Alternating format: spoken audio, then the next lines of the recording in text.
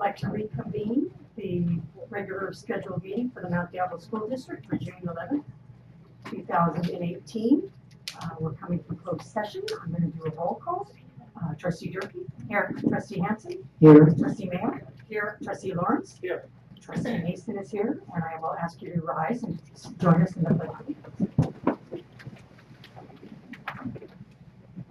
To the flag of the United States of America and to the republic for which it stands, one nation, under God, indivisible, with liberty and justice for all.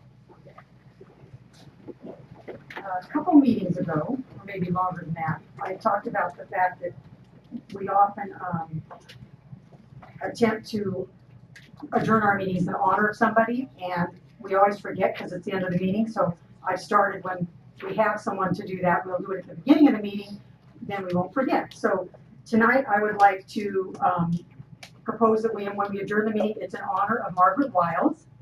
Margaret grew up on her family ranch in Bay Point, which was later named the Motor Ranch. She was part of the first graduating class from St. Peter Martyr Catholic School in Pittsburgh. She went on to work for the Mount Diablo Unified School District for 30 plus years, primarily working at Riverview Middle School. Margaret loved to work on her rose garden and enjoyed Saturday night burgers with her family.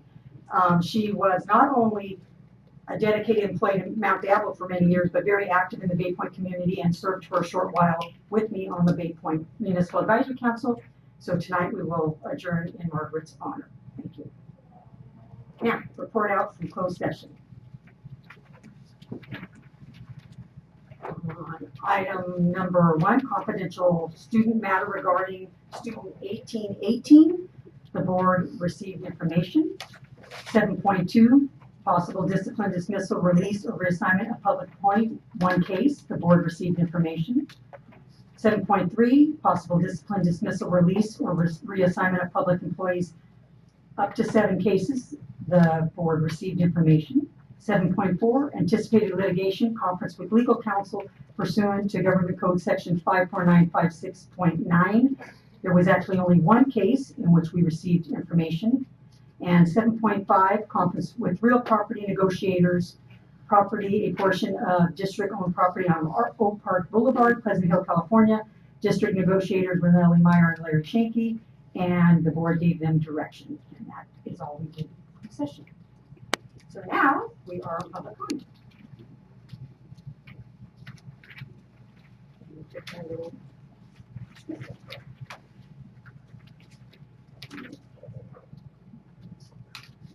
The public may address the board concerning items that are scheduled for discussion during our meeting, along the closed session.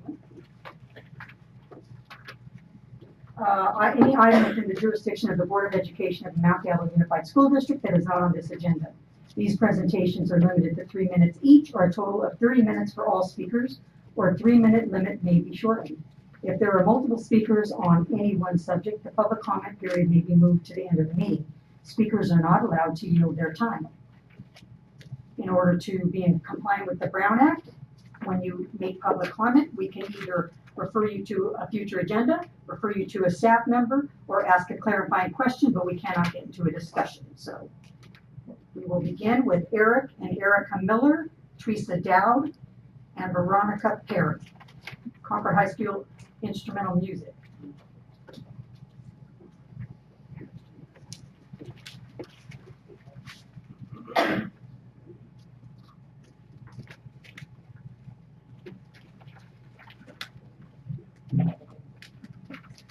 We're missing Veronica. So, Superintendent Nellie Meyer and members of the board, thank you for having us tonight. We're here to present a check to the Homeless Outreach Program for Education. We are representing Concord High Music Program at Concord High School. Concord High Instrumental Music put on a showcase on February 24th of last year called Night of Stars. We had a great night. The symphonic band, orchestra, jazz performed, as well as we had some small ensembles, mariachi band, a couple students from our new piano class, and the music tech were also showcased. It was a grand finale for our retiring director, Gary Courtney, and a great welcome for our new director, Martin Lojano. The showcase was chaired by Teresa Dowd and our awesome committee members, and we had a full turnout and very generous attendees. Our proceeds benefit not only our own music program, but also Hope. And we're doing this for the third year, I believe. So we are here to present a check for $4,000. So hopefully put to good use.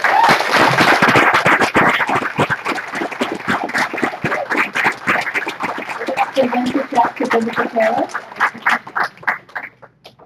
Thank you. I just want to take the opportunity to thank Concord High School again for their generosity and for thinking of students and families that face daily challenges every day, that face such things as not having housing stability, food stability, trauma, and these types of funds go specifically to help these families. So I really want to thank you so much.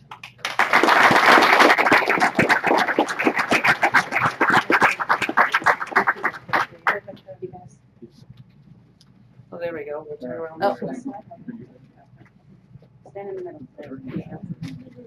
Put the shorty on the end.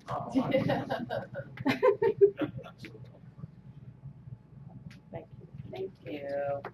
Thank you. Thank you. Okay, next is Jason Simone.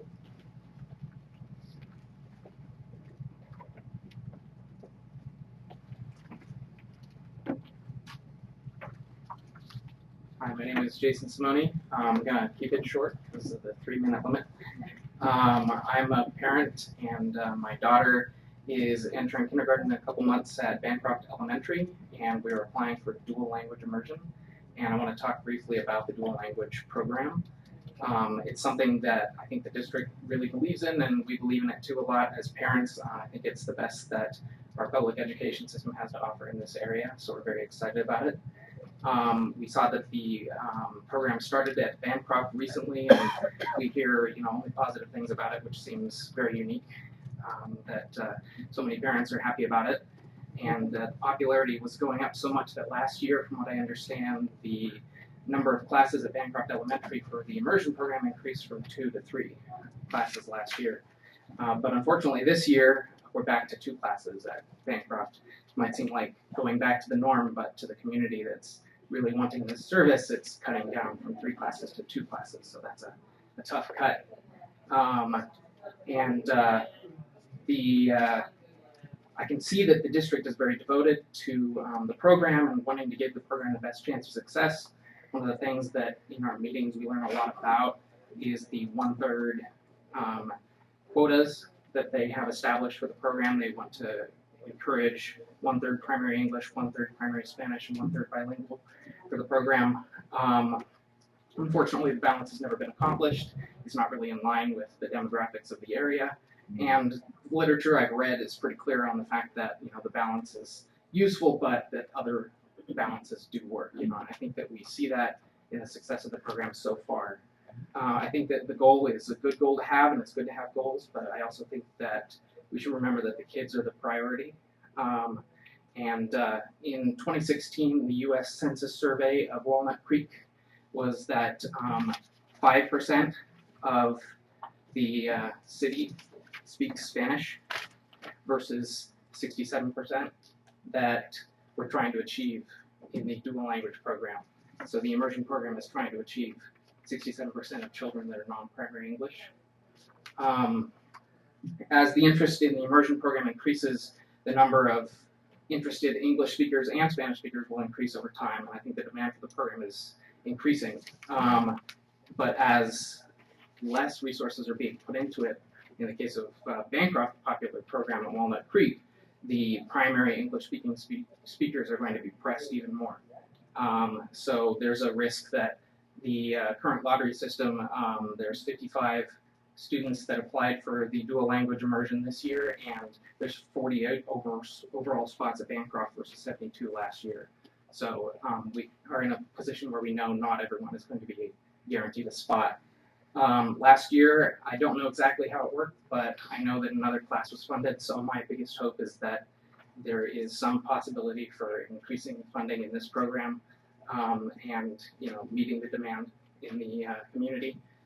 Those of us interested and committed to the program like we are shouldn't be denied the best education to meet quotas that are ideal but not necessarily higher priority than our kids. So I want to speak to the district about this. I want to speak to parents about this. I'm eager to discuss it. I'll stick around. I have my contact information for anybody who wants to talk about their concerns. And I hope that we can, get this program to be available to more kids. Thank you. Okay, next. It says Erica Miller. Did she want to speak again, or she was with the band group? George Fulmore.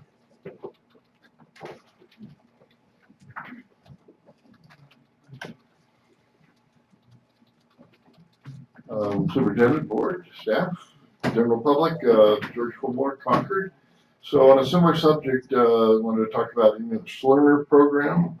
As some of you and most of you might know, that I've been involved in volunteering in the schools for about 7 years, mostly with English Learner classes.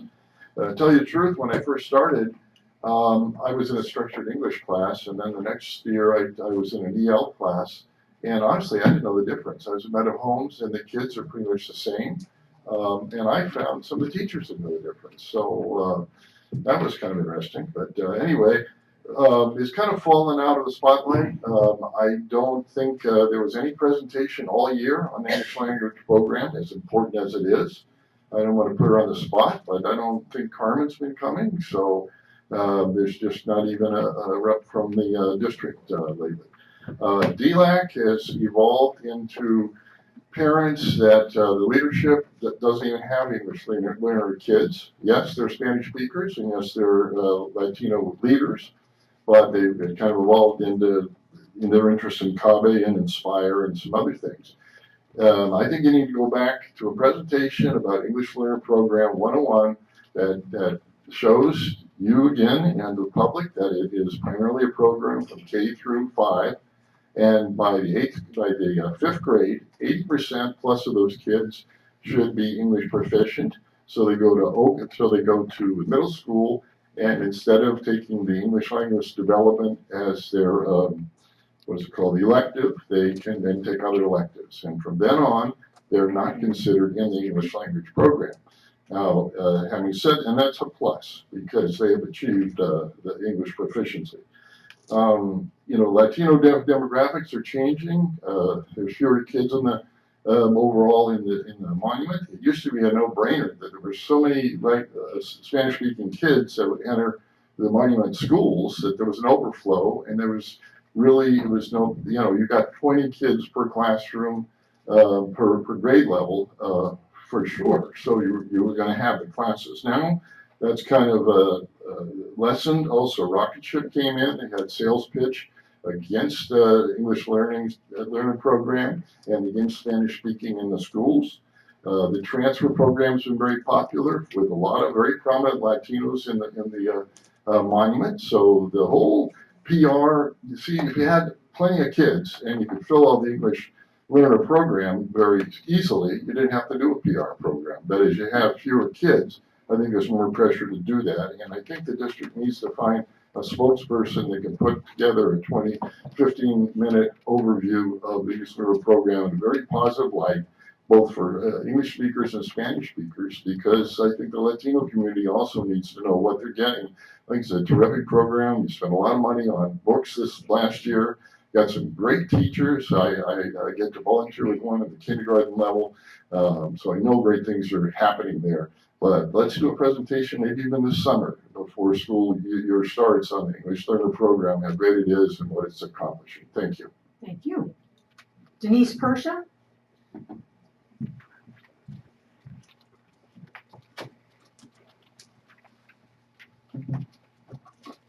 Good evening, honored board members and Superintendent Dr. Nellie Meyer. My name is Denise Persha.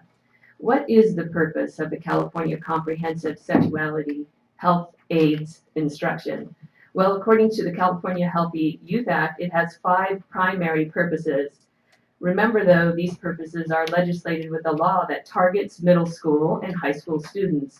These guidelines do not apply to TK through 6th grade, elementary school, where your choice as a board is deemed appropriate of what to teach and what not to teach. And it doesn't have to include all 11 topics. Is sexuality education about preventing STIs and pregnancy, or is it about promoting sexual health, making healthy decisions based on scientific evidence? Or is sexuality education more of a how-to guide? I think that is a fine line to walk as educators. And it seems that knowledge is necessary to protect teen sexual and reproductive health from HIV and sexually transmitted infection and from unintended pregnancy. This must be the primary focus. Some of you might know my daughter is a freshman in high school, and this last year she took biology. This is where our kids in high school learn some of their information about sex ed. My daughter doesn't believe that they covered 11 topics as necessary by the California Comprehensive Sexual Health Laws. In fact, she tells me she didn't learn anything new, that she already knew it all. I know that teens say that all the time, that they know everything. But it might be true because her mama taught her what she needed to know. But here is what is missing from her education this past year, and I want to point out information and statistics that relate to teen sexual health. Did you know that 25% of all teen girls are infected with HPV virus or the herpes virus? Though they talked about some information around HIV, my daughter's biology class, in that class, they looked at trends across the country based on demographics and location as it relates to HIV. And by the way, California is high on the list. There was no information about the number of teens infected with HIV, and there was no information at all on other sexually transmitted diseases as it relates to teens. I was stunned. Condoms, they say, are highly effective against AIDS. But did you know that 80% of the time wearing a condom doesn't prevent HIV transmission? 80% of the time it prevents it. 20% it does not. And wearing a condom does not prevent transmission of HPV, the most common STI with 100 strains of the virus and some strains that increase cervical cancer rates that have no cure.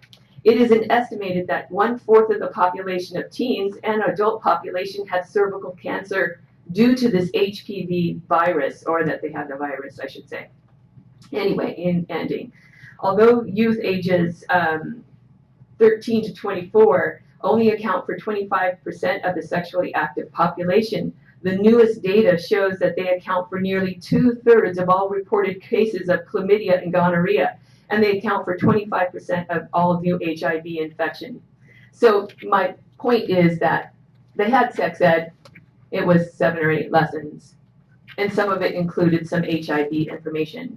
But I don't believe it really informed kids of the behaviors in which they need to avoid and how to avoid those behaviors in order to prevent some of the highest rates of HIV in the country, in this state, and some of the highest rates of other sexually transmitted diseases. Anyway, thank you. Thank you.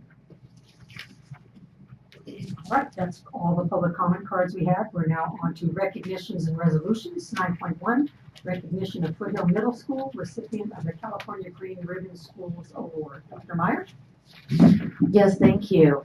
I would like to ask Principal April Bush and her team, and we are very proud that the California Department of Education recognized Foothill Middle School as the only school in Contra Costa County who received the Green Ribbon Schools Award, and we're going to go ahead and let them share. Well, good evening, board members, Superintendent Meyer, council, and audience. I'm April Bush, principal at Foothill Middle School for the next 2 weeks anyway. Tonight, we have a very short presentation, but we hope it makes for future conversations.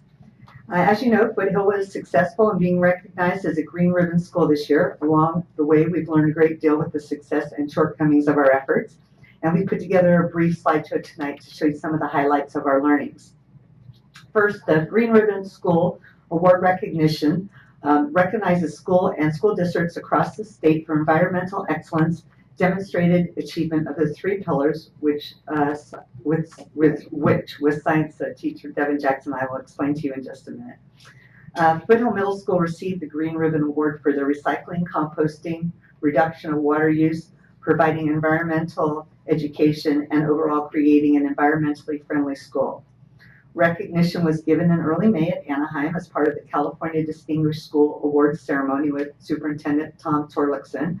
And Foothill was the only school in Contra Costa County to receive this prestigious award. So the task was to address the 3 pillars and elements, and they are the basic guideline. Pillar 1 focuses on reducing the environmental impact and costs of energy and waste. Pillar 2 focuses on health and wellness of student and staff. And Pillar 3 focuses on an effective environmental and sustainability education. As you can see, these pillars are an excellent outline for creating a smart, environmentally friendly school or district.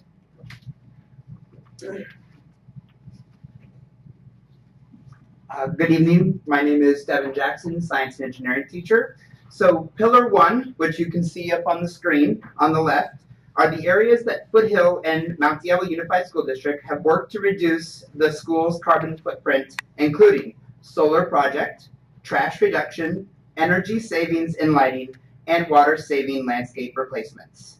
An example of the cost savings can be seen in something as small as our weekly trash pickup. When we started this project, 4 years ago, the weekly trash container was enormous and costing the district about $400 a month for Foothill alone. When we converted to free recycling and compost bins, we were able to reduce our trash container size and save the district about $200 a month. On the right are the items where we came short, the deltas.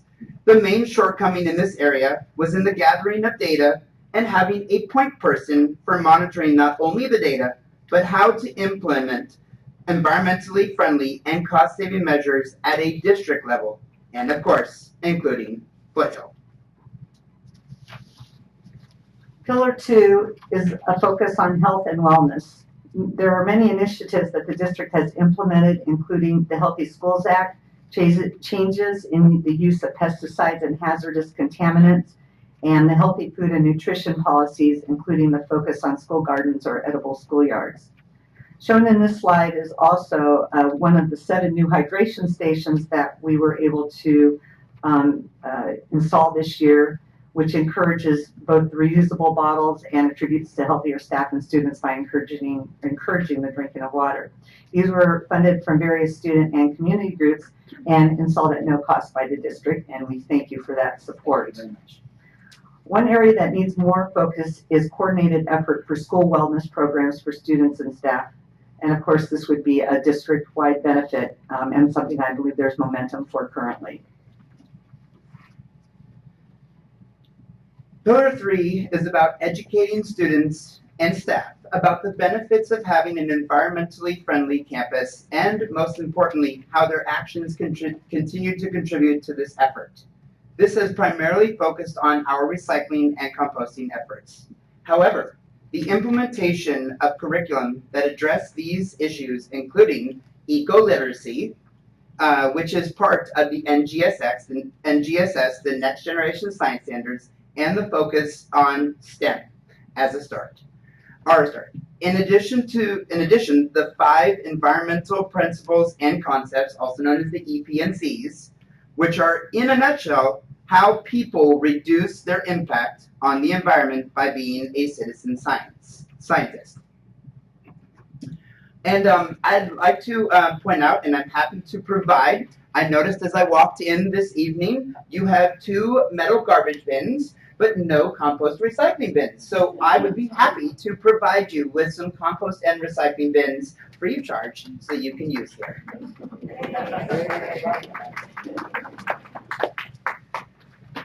So next steps. The last slide is a summary of what is needed to go from a bronze recipient, which we were this year, to a gold, or the highest recognition for a gold ribbon school, and perhaps someday a recognition for the district. What we hope will follow is a greater partnership among all the sites in MDUSD so that as a district they become a unified focus. We hope that our efforts will provide a starting point for a greatly needed initiative, not only for the sake of the environment by reducing trash and energy use, but with the addition of reducing costs, something I know that all of you have a great interest in. Thank you for providing us the opportunity to share our Green Ribbon journey. As you can see, this is something we're very passionate about, and we hope this information is beneficial for future environmental focuses by MDUSB. Thank you.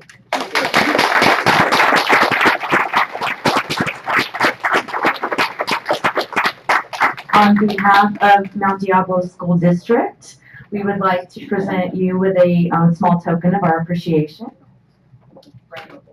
Frameable, suitable framing. Thank you very much.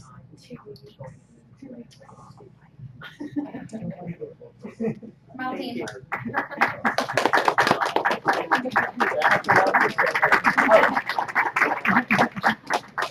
Our paparazzi showed up. I'm a fan. Thank you. All right. So now, California Department of Education recognizes Mount Diablo Unified School District as Model School Attendance Review Board. Dr. Meyer. Yes, we're very excited to welcome up to the front our Student Services Department. This year, the part of our efforts that we have been working on towards chronic absenteeism, as well as increasing attendance, have resulted in an award. And we're going to hear a little bit from our Student Services Department, and then we will share the award after they have completed it. So we'll go ahead and start with Dr. Stuckey Smith. It's with great pleasure that we actually were finally honored with this award, well deserved for many years. So what we decided to do tonight is to get all our praise and acknowledgement, but also let you know who the people are that are very instrumental with our School Attendance Review Board. So our district chairperson is Linda Peet, and I've asked Linda Peet to share more information, as well as the wonderful CWAs that are a part of the SARB. Thank you. Good evening. The SARB team, the CWAs are a huge part of it. 2 of the 4 are here with us tonight. The case management that they do to support our families is really working to improve student achievement.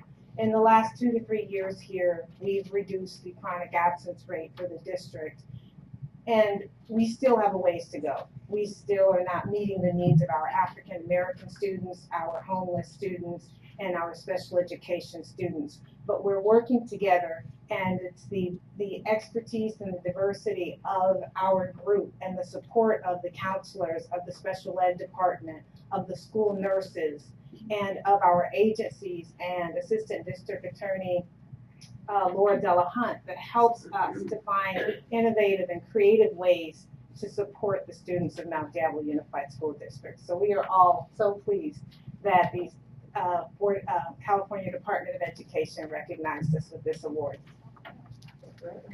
No. So a few things they've given us.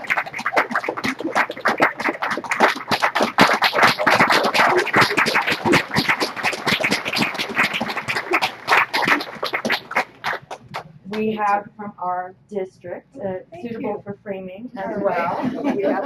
From the Department of Education, the certificate of recognition with the department seal.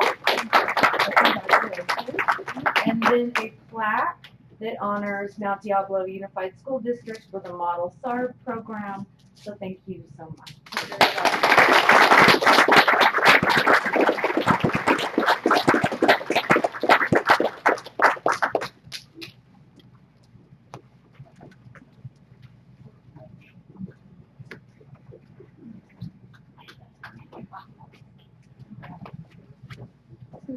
So now we're to public employee appointments. Appointment of Principal Elementary School Errors Elementary, Dr. Meyer.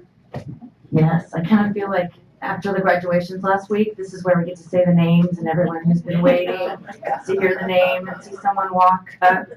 I would like to recommend for Principal Elementary School, Ayers Elementary, Martha Thomas. Martha has a Bachelor's of Science from Mississippi State University in psychology. She also has a Master's of Science from Cal State East Bay in educational leadership. She currently is vice principal at Ignacio Valley Elementary. She has been a teacher at Rio Vista Elementary, an assistant director at a child care in Moraga Valley, and also at the same time a teacher at Rio Vista. So I would like to recommend Martha Thomas for Principal Ayers. Thank you.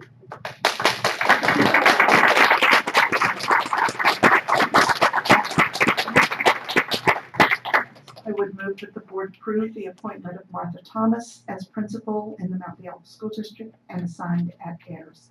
Thank you. Second.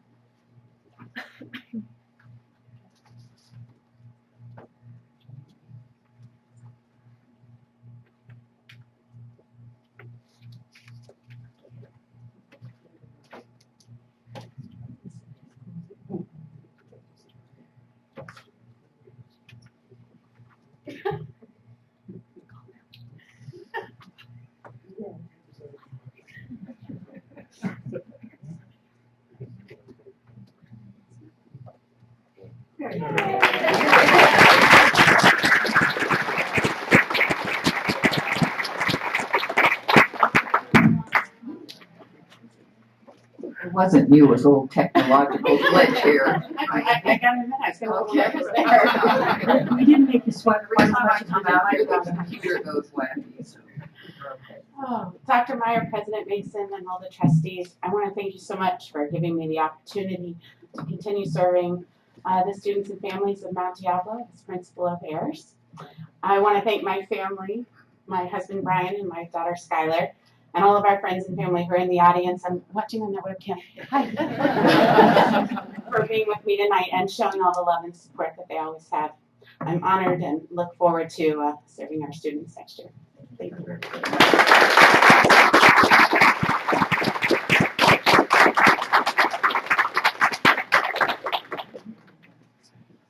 Okay, appointment of principal elementary school, El Monte Elementary. Dr. Myers? All right, President Mason, board members, I would like to recommend for principal of El Monte Elementary, Erin DiMartini. Erin comes to us with a Bachelor's of Science from UC Davis in Human Development as well as Education. She also has an administrative credential and multiple subject credential. She has, currently she is in the role of Diablo View Middle School Vice Principal, and she also has experience as a teacher, as well as a teacher on special assignment in San Mateo. She also has experience as a student teacher and substitute teacher many years ago in San Francisco Unified. So I would like to recommend Erin DiMartini for Principal El Monte Elementary. Before we apply, we'll do a motion and vote. Madam President, I move that the board approve the appointment of Erin DiMartini as principal of El Monte. Second.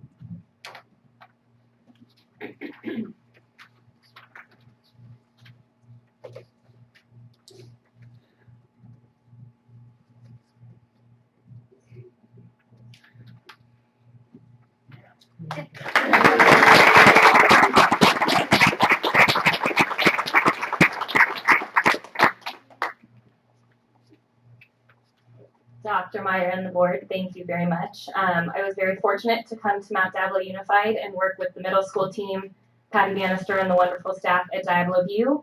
I'm excited to go back to elementary, and I'm honored to go to a site like El Monte to be able to support the wonderful work that the teachers are doing there for their students. Thank you.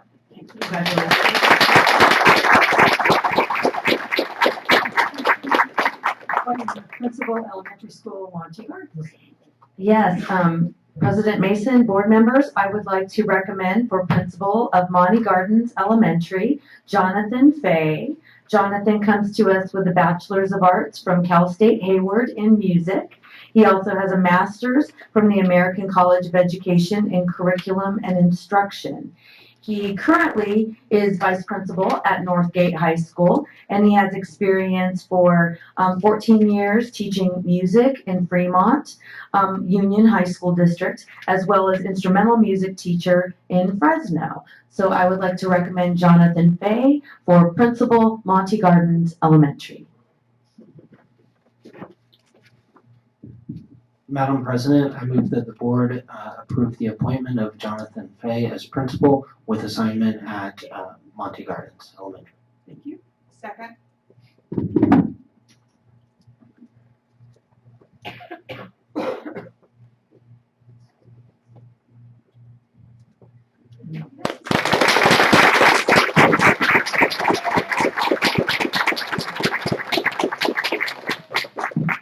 Board of Trustees, Dr. Meyer, and Mr. Espinosa, I want to thank you guys for your trust and I'm honored for the appointment and for the position. 3.5 years ago, I stood up here receiving the position as Northgate Vice Principal, and I talked about my roots being a Strandwood Elementary student all the way through to Oak Grove, and surprisingly enough, not going to Ignatia, but then going to because of a marriage. My mom got married over the summer, went to College Park, and I'm a product of this school district, and I am so proud to be a product of that school of this school district. And so I'm looking forward to continuing the work as well as moving forward with the great work that is going on at Monty Gardens, and also serving that community as the best as I can. So thank you very much. Congratulations.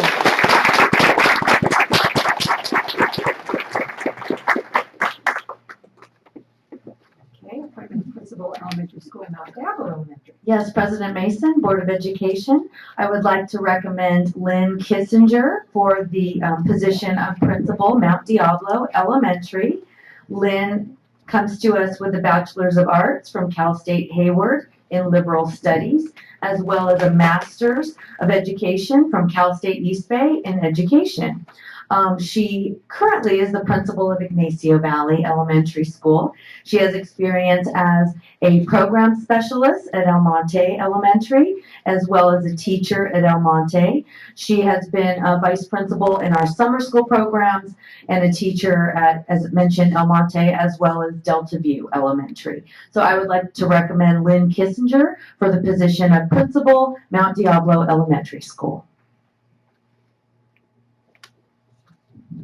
Madam President, I move the approval of Lynn Kissinger for principal for elementary school at Mount Diablo Elementary. Second.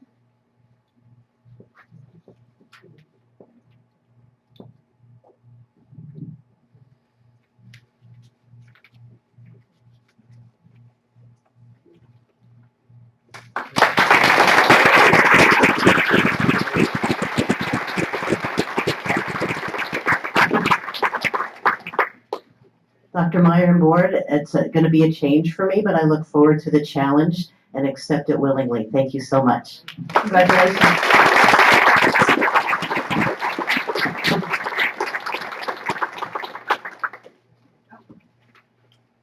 And that's it. Oh, no, appointment of program specialist, special education. Yes, President Mason, board, I would like to recommend for the position of program specialist in our special education department, Dr. Darren Margie. Darren comes to us with a Bachelor's of Arts from the University of the Pacific in Liberal Studies. He also has a Master's of Arts from the University of Pacific in Special Education, as well as a doctorate from the University of Pacific in Special Education. He currently is a program specialist in Stanislaus County in the Office of Education for school-age autism. He also has experience as a special day teacher, moderate to severe, in Stockton Unified, as well as being a special day class teacher in for K-3 as well as secondary. He also has experience working mild to moderate, as well as being an instructional assistant in the classroom. So I would like to recommend Dr. Darren Marchi for the position of program specialist. Madam President, I move that the board approve the appointment of Darren Margie as program specialist. Thank you. Special education. That's an amazing background. Second.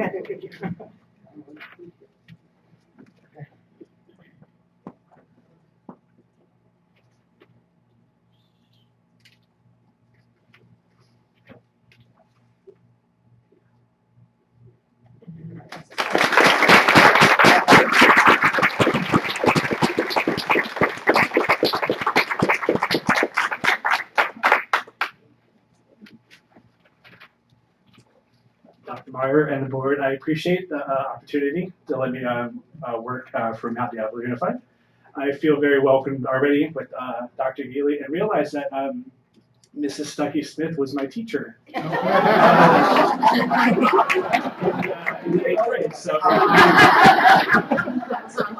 it kind of, it's just kind of, I feel very welcomed and I appreciate the opportunity. Thank you.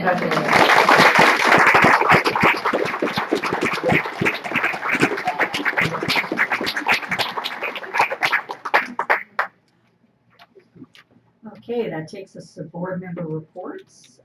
Trustee Lawrence. We have a long meeting, and so I will keep mine short. I just wanted to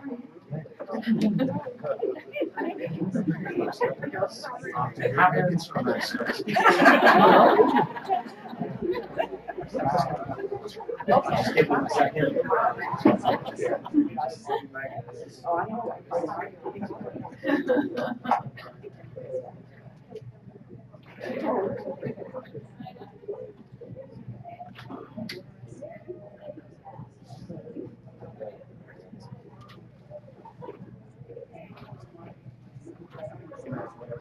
So a very fun couple of weeks with the end of the school year and graduations.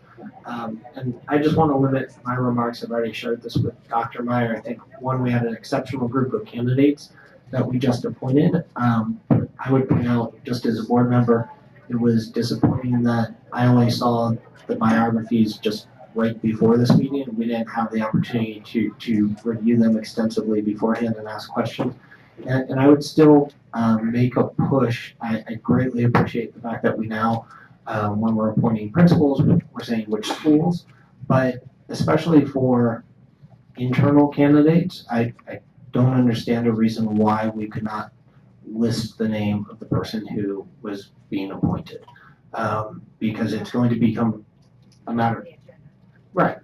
Yes, on the agenda. I certainly understand if someone's coming from a different school district, what their concerns might be, but for internal promotions, internal appointees, I don't see any reasons. I'd like to revisit this of why we would not be able to list the names of the person who is appointed, so that members of the community did have any input, whatever it might be, that they'd have the opportunity to do so. So, thank you. Thank you. Trustee Mayo. Thank you. I was able to attend the Budget Advisory Committee on May 23rd, and the meeting that we were to hold this week has now been postponed until June 20th, so that there will be an accurate update of the latest conference decision in Sacramento. I want to thank the board members for attending the CC School Boards Association budget presentation on May 24th, and I was able to attend the Memorial Day celebrations in Pleasant Hill at the monument in Pleasant Hill. And I want to compliment our city leaders and our elected officials in their honor of our veterans.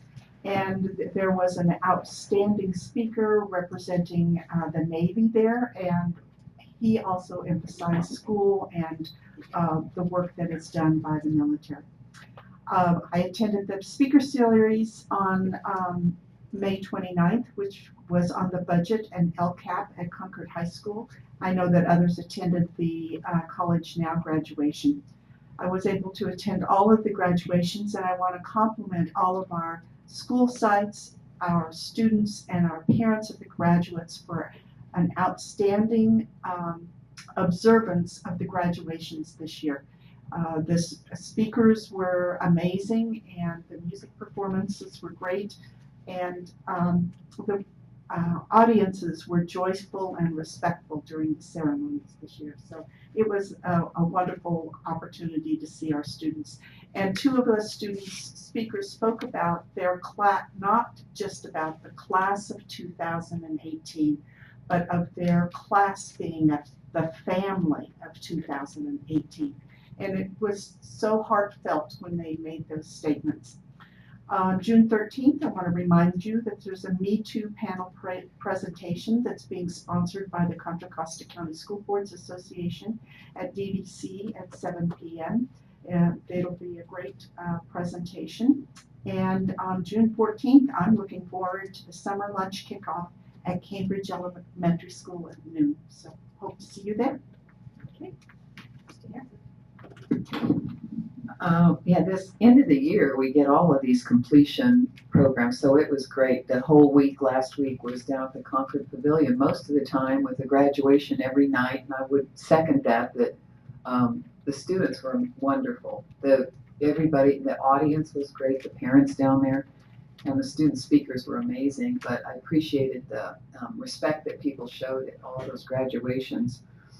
I went to the College Now graduation because it was an honor to find our first group finishing up. They had started as juniors and they just finished as seniors, and then several of them I saw coming back through, because they're all from our comprehensive high schools as well, and they came back to their high school graduation at the pavilion, so it was kind of nice. They had 2 ceremonies, but I want to applaud the College Now students because one of the words that they used over and over was courage. Those students really were trailblazers going over into that program, and they, for those of you who didn't know, they've been over at the DVC campus for the last 2 years taking courses, high school courses and college courses, and one of those students even finished his AA degree, which was really unbelievable that he could get his diploma and get his undergraduate degree for four-year college. So now he's ready. DVC has the #1 transfer rate in all junior colleges in the state of California. So these students are going off into great success. But I just wanted to applaud them for their courage in being the first group to go over to the DVC campus, where they kind of looked at us, with a little bit of suspicion that are these high school students going to fit in? And they've done a beautiful job, just been so mature and so amazing that now we're pretty solid over there. And they said that next year, almost all the students, my understanding was, completed the senior year too. They didn't drop out as juniors. And they have a full house for next year of juniors coming in. So it's taken on a momentum. The other special graduation, I thought, besides all our high schools, which I love as a high school principal, it was our adult ed graduation. And bring your Kleenex to that as well. It's like the bridge graduation. I go, where's my Kleenex? These adults get up and tell the most amazing stories of, I think that you had 70, I'm looking at the chart, you had 72 or something graduates getting their high school diplomas or equivalencies. And it's amazing because they're all ages. And they have stories that are just unbelievable of things they've surmounted to get their diplomas. It's very, very meaningful. And many are parents, and we're talking gray hair on a few of them. So it's so incredible to watch that. And also I went to the BITSA, which is our beginning teachers. They have a grueling 2 years now that they have to spend doing portfolios. But it was nice. I think we had 101 teachers, I think they said, finish the 2-year program and get their clear credentials. So for them, it was a major event. And I appreciate the fact that they're very happy being at Mount Diablo Unified and that we could support them in that way. Then we had a few committee meetings on wellness, which April from Foothill mentioned. Linda Pete's really doing a great job keeping momentum going of trying to create a district vision for wellness. And that's going to, I think, come to fruition pretty soon. And then we had DLAC as well. Our English learner meeting was the final one, and they're wrapping things up. They did, Dr. Meyer and Jennifer Sachs came in and got a lot of input. They're a very active group. A lot of input on the LCAP, which I know is factored into tonight's LCAP. So all in all, it was kind of wrapping things up, and I appreciated the opportunity to get to all of those things. Trustee Durkee? I'm going to be happy I forgot to bring my printed board report. So I'm going to quickly see what I can remember. I'm going to back up a little bit because last time I forgot to mention something I had just gone to before the previous meeting, and that was at Mount Diablo High School. They had what's called Pass Pump Kick event, which was hosted by International Hospitality and Tourism Academy. It was the senior project for the seniors. And it was put on for the freshmen as a way to sort of help them get acclimated and And I was able to just go in the morning. It went through into the early afternoon or through lunch. And so it was modeled on a Super Bowl city, which I didn't go to, but I kind of got the idea what that's like. And they had games. I had, physical sports activities for students that wanted to participate in music, dancing. It was fun. It was a nice morning. I think it was a great experience for the students because the seniors were responsible for it's like a project management project. They had to think about everything from A to Z. The police department contributed funding to it. So of course they were there, and so it was a fun event. It is the month for budgets. I'm just talking about the same meetings, the budget committee, because we're now talking about the governor's May revised budget, so that's a hot topic. And so the county boards association meeting was about that. It's good to hear it a few times. And then the speaker series, of course, as always, Nancy Jenner and Jennifer Sachs. Sorry. I was thinking about the cake. I was thinking cake for Shirley. Did a great job of talking about the budget and LCAP together, which is the way we need to, as board members especially, need to be looking at that document. So that was really good. And I'm assuming Dr. Lawrence. Oh gosh, sorry, Dr. Meyer will talk about. We'll talk about this. I was thinking of Brian. Yeah. I was just going to say, I have an announcement. There was the Church of Resurrection in Pleasant Hill had a panel presentation on gun violence, and I was able to attend it. She was one of the panelists, and of course did a fabulous job. But it was definitely a very informative, interesting discussion, and again, I'll soon probably talk more about that. Or not. Yeah, so I think that was on the same day, I think, as the lunch kickoff, or no, I don't know. Anyway, coming up, I don't know if you all got notices about it, but it's the Adult Ed Bridge program graduation ceremony. I know I got something, so it looks like you didn't, so we'll make sure, but it actually conflicts with the school board. That's what I was. Yeah, it's the same night as that. So, that's all. Thanks. Okay. Well, in addition to my normal attending the DLAC and the PAC and the Wellness Committee, I attended all of the graduations except my apologies go out to the Northgate community because I was chairing the MAC meeting that night, so I was unable to make that one. But at the MAC meeting, I was telling the attendees there that if you want to be impressed by what Mount Diablo Unified School District is doing, go to a graduation and listen to the amazing kids we're graduating and adults and how they can speak so eloquently, and start the waterworks going with some of my fellow board members here. And the only other thing I'll say about the college now was that Miss Hanson forgot, because there's so many amazing things to say about them, but 3 of those young people actually graduated with certificates in Japanese, and I'm like, how cool is that? So very proud of our kids and our staff at this time of year. And with that, I'll turn it over to Dr. Meyer. Okay, well, thank you. Very eventful last month, so I'll go through as quickly as I can to show you some pictures of how the graduations and other events went, but I have a particular preference for this dog. This is College Park's graduation, and this board approved a pilot program to have the therapy dogs at at College Park, and this young man is now in his 2nd dog, and he graduated, and so it's really been a wonderful thing. So thank you for that. To move on, I've said it before, and I'll say it again, and we'll say it in LCAP, but we are preparing students for post-secondary success, whatever that looks like. And upon graduation, we do this by having high expectations and challenging them within the classroom. So that is our district focus.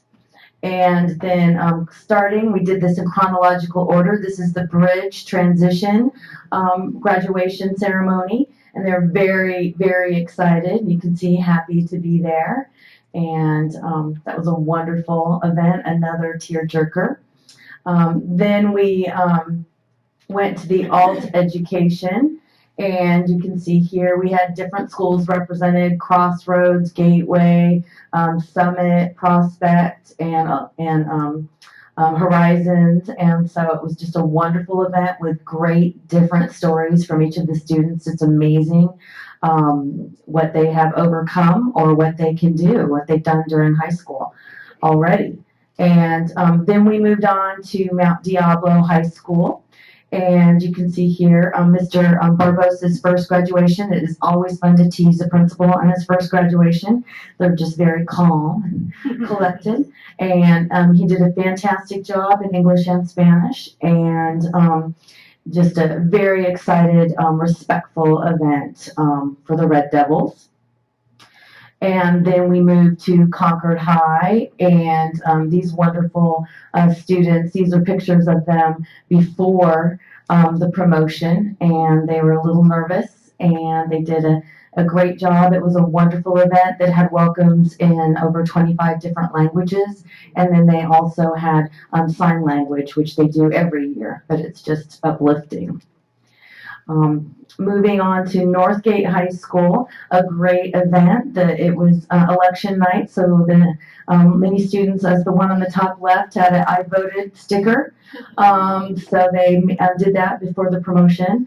You can see here, well attended, happy faces, excellent music. Their band played, it was amazing, and their jazz band as well. And the students' speeches, they just did a fantastic job. Very regal, Northgate was. And then I love this picture. Thanks, Mom and Dad. That is not my child, but it is a wonderful sentiment, so I took it. This is College Park. You can see in the bottom right, you can see the happy team. That is after the promotion ceremony. There's always happiness after near the admin. And really wonderful mortar boards and artistry. And the students there as well had great music throughout, and just a joyous occasion with many graduates. That was the largest number there.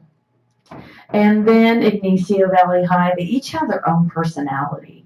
But Ignacio Valley High, there was a lot of just wonderful discussion of kindness and humility, and wonderful mortar boards that just had works of art. Nothing lasts forever, but at least we have got these memories and just beautiful speeches, and they did a wonderful job at Ignacio. You can see the happy faces there. It's another before. Exciting. And then Olympic High School Friday night, a real wonderful combination of students, and some schools just had more things around their neck than others. A lot of money around the neck. And you can see kind of a group shot of the students on the bottom right. And then at Olympic High School, you can see their principal, Castellano. You may have seen today, you may have not, that she invited her 91-year-old grandmother onto the stage and told her that she just wanted her to be up there because Lindsay Castellano said she was going to get an award she wanted her grandmother to see. But instead, she surprised her. She had called her high school in Denver, and she was a credit short, and Lindsay decided to give that credit to her grandmother and award her with an honorary diploma. And so the East Bay Times was there to take a picture, and a lot of tears and happiness, and it was just a wonderful surprise for all of us, especially Esther. And she was very proud. She said, "I'm Esther. I'm Lindsay's grandmother." And so she did it. It was a wonderful event. And then adult ed, as mentioned, this mom here in the upper corner, she mentioned her story. She came from Colombia, and she didn't speak any English, and now she's getting her real estate license, and I think she was due in 2 weeks when she came to the United States. And so in a short period of time, she learned English. She now has a career ahead of her, and she and her young one walked across the stage. And so it was a wonderful, wonderful event. Great speakers. As mentioned by Ms. Mayo, it was a family, and there's Ms. Mayo getting congratulations there in the selfie shot there. But wonderful adult education. And then the middle school promotions. This top left picture, it's so sweet. They're getting ready to practice, and they're going to have to let go and separate. And then we have here in the bottom Pleasant Hill Middle. And you can see a lot of parents, a lot of excitement, well organized. And then more, you have, I think this is bottom right here, Foothill Award winners. And then the upper right, Riverview. And then the upper left, Pine Hollow. And so a lot of excitement about going on to high school. Then moving on to the elementary. You can see here Shore Acres. This was the place where everyone wanted to go take their photo. So in front of the mural. So you had staff and teachers and everyone taking pictures there. Mr. Barbosa from Mount Diablo High School, he came to the promotion and he brought a form and he said, you're the class of 2025 and you have to put your name, your cap, your tassel, your gown, whether you're getting it, and then the people that you're inviting. He collected them back and he said, I'm going to save these for when you come and come back to my school in 2025. So that was very exciting. And more, the top left, I mean, yes, you did. And I bet they're really looking forward to seeing him at middle. And then you also have some other elementary promotions where they crossed a bridge in the upper right here, and then Sequoia here in the bottom picture. So a lot of nice themes and different things happening. As we discussed, it was the same night as our board meeting, but our fourth round cohort of parents graduated from Project Inspire with the support of our DLAC committee and our English learner department. And so many principals went and attended, and they're very proud, and they're taught strategies on how to advocate and participate in education. And then also there were other end of the year activities, just field day and a young man teaching a class and some award winners through athletics, middle school sports, and you can see the happy faces as they're thinking about summer and being recognized. And then also the community liaisons, they had their annual get together where they talk about lessons learned and what they plan to do for next year. Thank you to Isabel Lara for her hard work on bringing that group together every month. And so that was at Oak Grove Middle School. And then this is the gun violence panel, and it was held in Pleasant Hill, and it had the Interfaith Council, it had the Rainbow Coalition, it had a College Park student, and it had an administrator from Livermore, and we spoke about gun violence and the impact on students, and a lot of good questions from the audience about how we can partner together. And it was held by the faith leaders in the Pleasant Hill community. And then the DLAC, you can see here Carmen sharing some of the progress that has happened throughout the year with the DLAC. And then also it was an opportunity to discuss the LCAP, which you'll hear more about tonight with Jennifer Sachs, and some of the targeted goals and additions that we've made to the DLAC. And then also we put these two together because it was busy but important. We shared the LCAP with both Parent Advisory as well as at the speaker series, and concluded both of those for the year since the last board meeting. And then lastly, I love this picture. These are our Sunrise Eagles, and they're right next door, and we don't talk about them too much. So when I saw the group photo of Sunrise as they were celebrating the end of their year, I wanted to share that photo with you. And look at how fun. All right, well, thank you very much. One more thing. We, as a district, celebrate different milestones for our employees.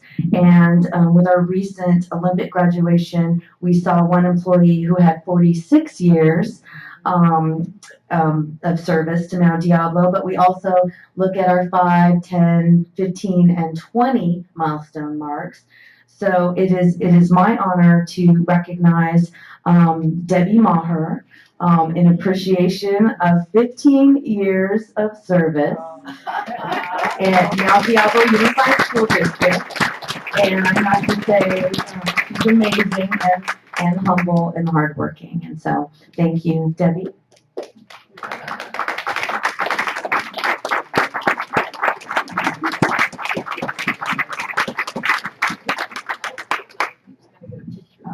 Well, I just wanted to, I'm confident I'm speaking for all my fellow board members in saying how appreciative we are of Mrs. Maher and the incredible number of things that she does to, frankly, just make our life easier, and all the things that happen behind the scenes, and how gracious and supportive and just fantastic she is. So thank you for your service.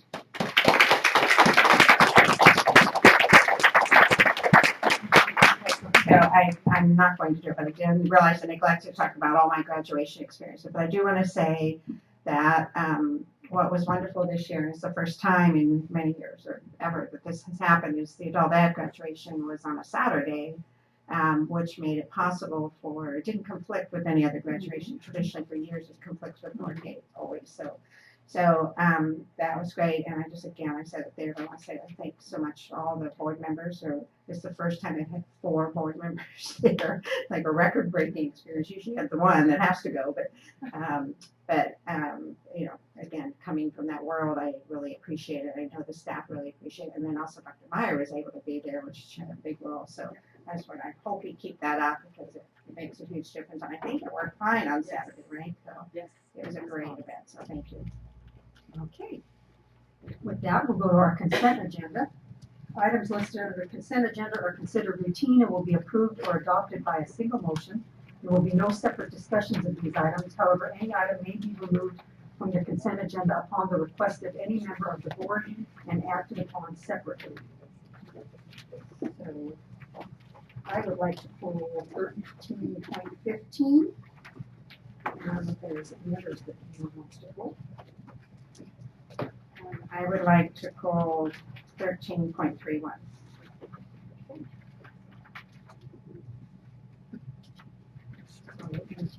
For the rest of it.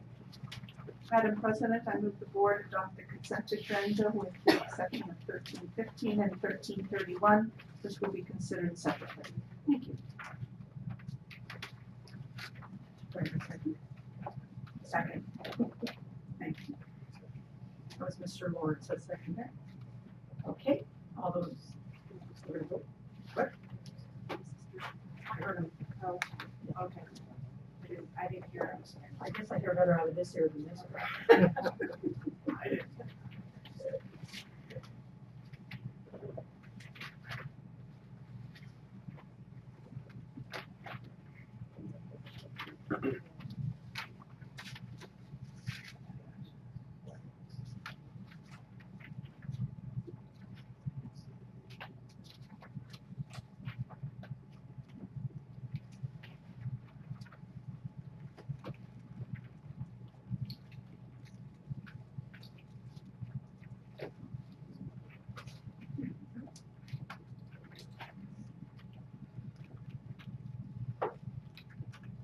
And that passes 5-0. And now, 14.1 becomes the independent service contract between Mount Diablo Unified School District and Resource Development Associates for 2018-19 school year. I pulled that for 2 reasons. One being that my usual bugaboo, that it said that they were not going to be fingerprinted because there was limited interaction, but they actually send staff out to campuses to observe programs, so I would prefer that they be fingerprinted. And the other one is in their scope of work, they say that they give a report on the after-school program to district stakeholders. I thought it would be nice if maybe this board could be one of those stakeholders that they come and give a report to. We will put that down for action. Madam President, I move that the board approve the independent service contract between Mount Diablo Unified School District and Resource Development Associates for the 2018-19 school year. Second. Thank you.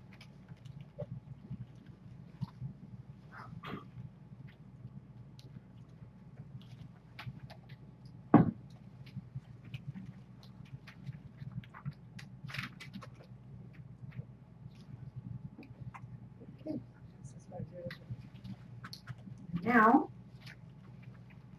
the next one, 14.2. So I pulled this just mainly because I wanted to just talk about one of the attachments that it's actually on a few. I'm sorry, I mainly want to say thank you very much for this spreadsheet because this very much addresses the concerns and interests that I have. So thank you. It's really, I don't know how other board members get a chance to look at it. I think it's super helpful and filled it in, and that's great. So, and I just had a kind of a half-baked thought truthfully on the I know that we deal sometimes with things that were approved, before, and so those are notated at the bottom. I think that's great, and maybe those could be. Maybe that'll work, I don't know, but maybe it could also just be put in the body of it the same way so that we have a way to kind of keep tracking of it. I don't know how complex that would be, it's just another thought, but mainly I wanted to say, does this help me to, for items on the agenda tonight, including consent and non-consent, that, everything added up, it just all makes sense, so it makes our job, I think, much easier, so I just want to say thank you.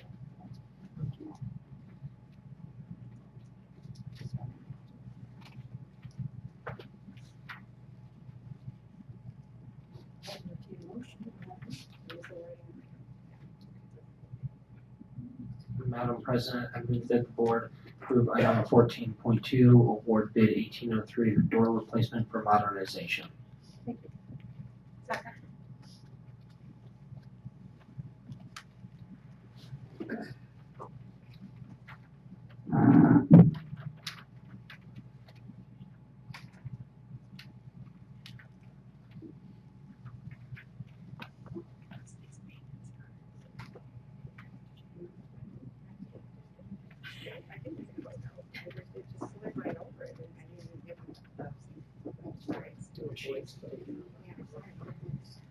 Yeah, I guess we'll take a voice vote on that. So Trustee Lawrence, there. Yeah. Trustee Mangum, Yes. Trustee Mason, yes. Trustee Hanson, Yes. Trustee Turkey. Yes. Okay.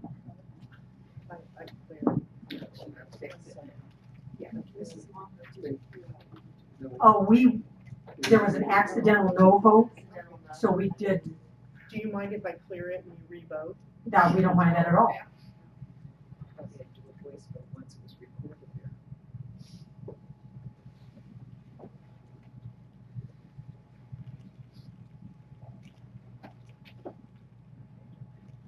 Be real careful, Julie. There you go. Thank you, Ms. Mulder.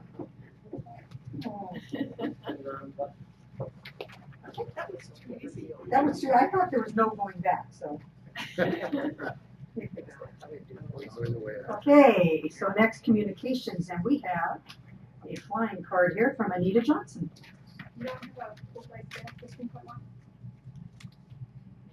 What's that? It says 15.1. Did you know? I thought it wasn't quite up yet, but.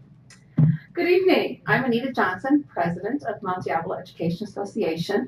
And what I wanted to talk with you about this evening is a review of elementary schedules that we have been doing this year to make sure that all of the schedules are in alignment with our contract. It was a big project and was very intense these last 6 weeks.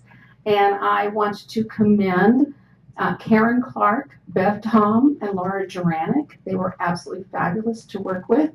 And I wanted to make sure that you knew about that. So thank you. Thank you.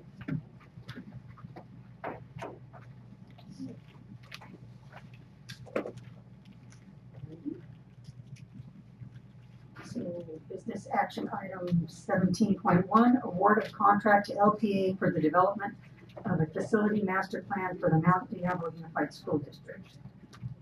Dr. Meyer. Yes, if I could ask our guests and Rose Ramos to come to the front, please.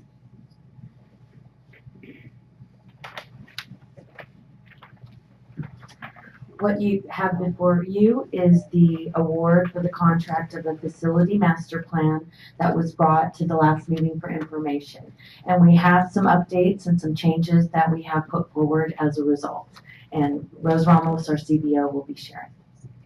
Good evening, President Mason, board members, and Dr. Meyer, members of the public. Tonight we have two representatives from LPA to discuss the proposal for phasing into the facility master plan versus just moving forward with one plan completely from the beginning. So at this point, I'll go ahead and turn it over to them so they can kind of explain the process and what's involved and what we will get with the first phase and second phase. And I'll let them introduce themselves. Good evening, President. Thank you very much, board members. Dr. Meyer.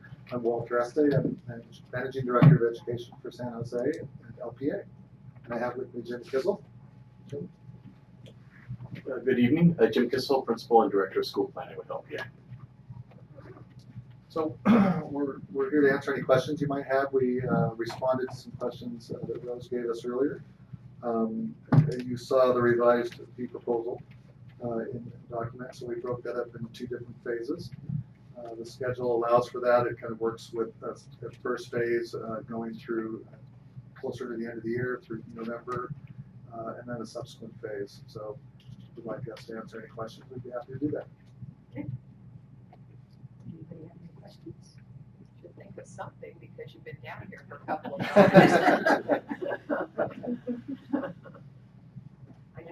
I found it very clear, so I found it very clear, but I think we should probably come up with something. Come up with something, Mrs. Durkee, because they waited patiently, and it's a big project. Yeah, I mean, I actually was happy to see this piece coming forward in this plan, basically.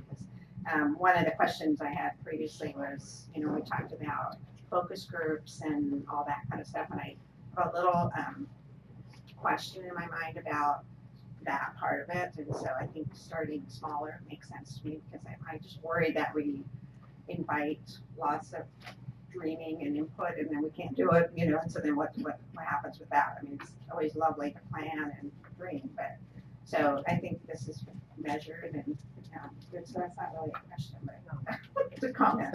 Maybe you want to comment on that.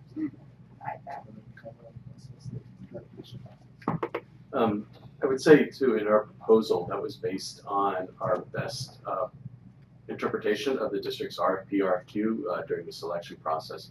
We will be meeting, I think, in early July with the district leadership group to what we could call the plan meeting to structure the process and make sure that we're interacting with the appropriate stakeholders throughout the entire master plan, and that we are scoping it to and having messaging that marries up very much with what the district would like to convey. So we want to be careful about raising unrealistic expectations, so that's one reason I think this two-phase approach would be really advantageous to the district. All right, if there's no other questions, I'll entertain a motion. Madam President, I move the board award the contract to LPA for the development of a facility master plan for Mount Diablo Unified School District. Second.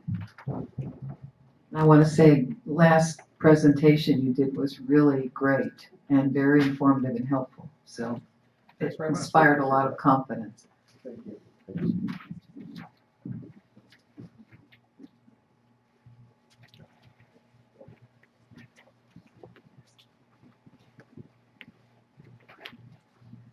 And your passes on 3-2. Thank you, gentlemen.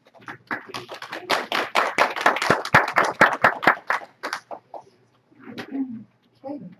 Measure C proposed project warehouse upgrade, Mount Diablo Unified School District Food and Nutrition Services. Dr. Meyer.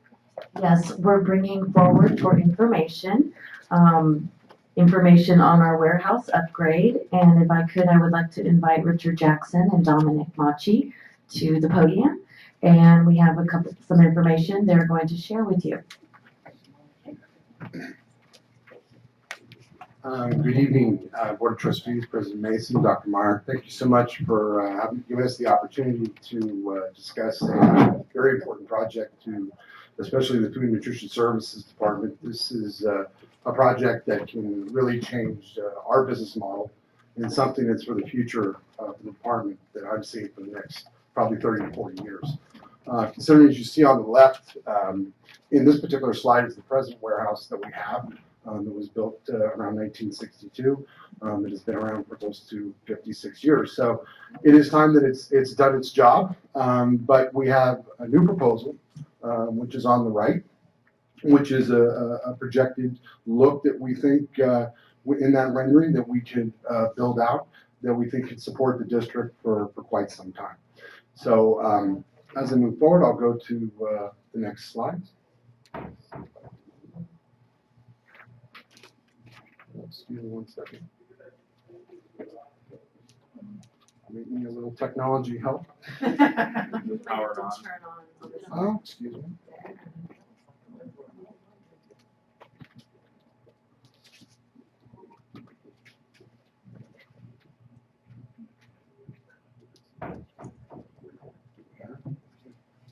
Oh, we got it. Okay. Go to the next slide.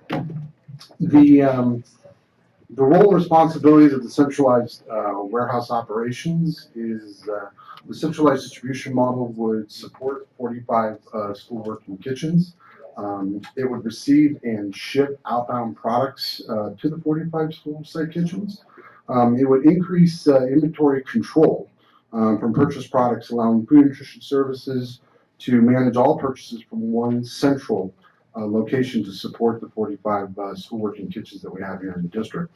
Currently, the warehouse is not equipped presently, nor does it have the capacity to operate as a centralized storage and distribution system to support 45 school site working kitchens. Therefore, the present system creates inefficient controls for the Food and Nutrition Services Department, and which creates over inventory and purchasing presently. So move on to the next slide. The benefits of the proposed warehouse upgrade. We would go ahead and install new freezer, refrigeration, and dry storage that can accommodate larger quantities of fresh produce, USDA commodities, restaurant quality food, and paper supplies. The upgrade will actually reduce food costs by consolidating the distributor deliveries to one location versus multiple delivery locations that presently the distributor is doing right now, delivering site to site to 45 of our school sites. And delivery charges would decrease because there is a cost differential between the two. The others is the added space will allow for an increase in locally sourced products that can not only improve our food quality here in the district, but also can support the regional economy, which is also very important. On to the next slide. The proposed organization of the warehouse operations is this would create a position of a warehouse supervisor, which would be under the direction of the Director of Food and Nutrition Services in charge of all warehouse and distribution operations. Would also include an inventory and materials storekeeper under the direct supervision and direction of the Director of Food and Nutrition Services, assist the warehouse supervisor in all warehouse and distribution operations. Presently, we exist and we do have 3 food transport delivery drivers. So those drivers would presently now move over and work out of the warehouse. The distribution team members distributing food products and supplies to 45 working school sites. And then also, we have an existing position, which is the food service coordinator. The coordinator would coordinate and manage procurement flow from school sites, which is receiving, shipping outbound, and inventory control, utilizing presently what we have, which is Business Plus, is our financial system. So it'll all be incorporated into the same. I'm going to move on to the next slide, but I'd like to bring Richard Jackson, our Director of Facilities and Maintenance, to discuss the next slide. Good evening, Dr. Myers, President Mason, members of the board. I'm here to talk regarding budgetary costs for the nutrition service warehouse upgrade proposal for funding for Measure C. As you can see, these are some of the components that are identified as needed for the facility. The envelope of the building is estimated at $1 million. The steel beams and structure for the building is estimated at $450,000. The roofing for the building itself is estimated at $600,000. The building retrofit, this is for the potential any retrofitting due to the building that may be needed. It's estimated at $350,000. Construct concrete and foundation repairs due to any work that's needed during the construction phase. That's estimated at $800,000. Running the plumbing for new facilities location for anything that's needed in the building is estimated at $275,000. New electrical upgrades for the building itself is estimated at $398,000. Sprinklers for the building is estimated at $157,000. Fire alarm protection system for the building is estimated at about $149,000. And the building mechanical running of the building itself is estimated. So bringing us a little over $4.4 million for the whole project. Next slide.